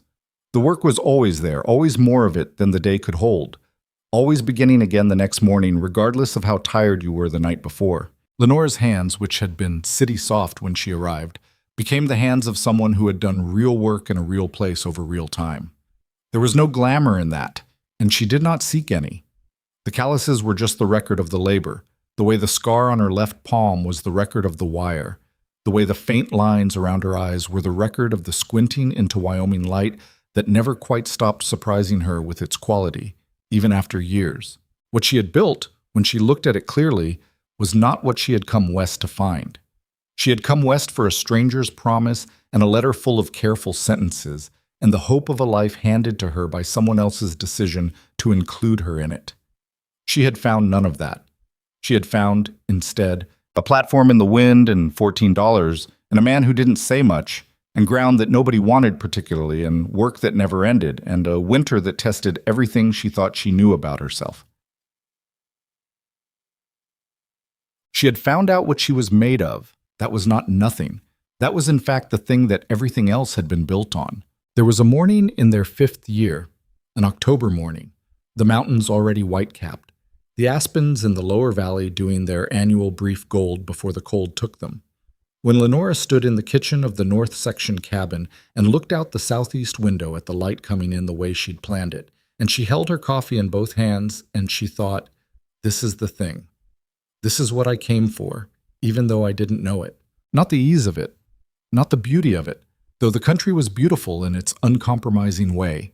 The solidity of it, the way it had been made by her hands and tested by her winters and survived by her stubbornness, and was therefore, in the truest possible sense, hers. Bren came in from the barn and poured his coffee and stood beside her at the window and looked at the same light, and he put his hand on the back of her neck. A habitual gesture by now, warm and unpretentious. And they stood there in the ordinary morning and said nothing, because there was nothing that needed to be said that the morning wasn't already saying.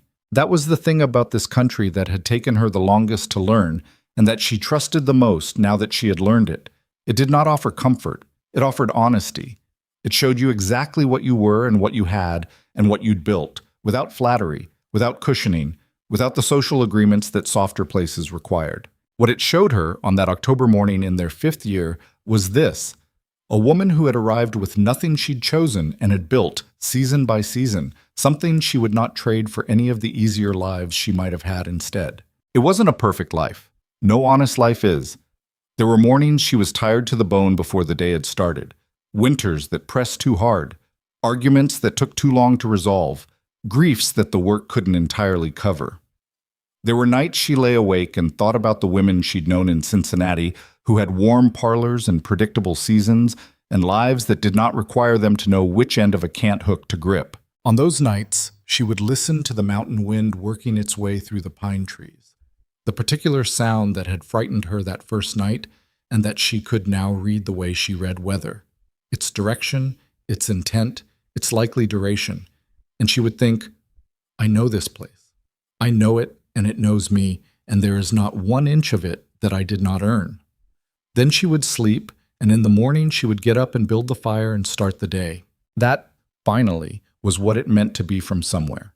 Not to be born there, not to be welcomed there, not to be given it, but to have worked it, season after season, until the ground knew your weight and the walls held your warmth, and the mountains, in their complete indifference, had decided you were simply part of the landscape now. Part of what had always been there, part of what would remain.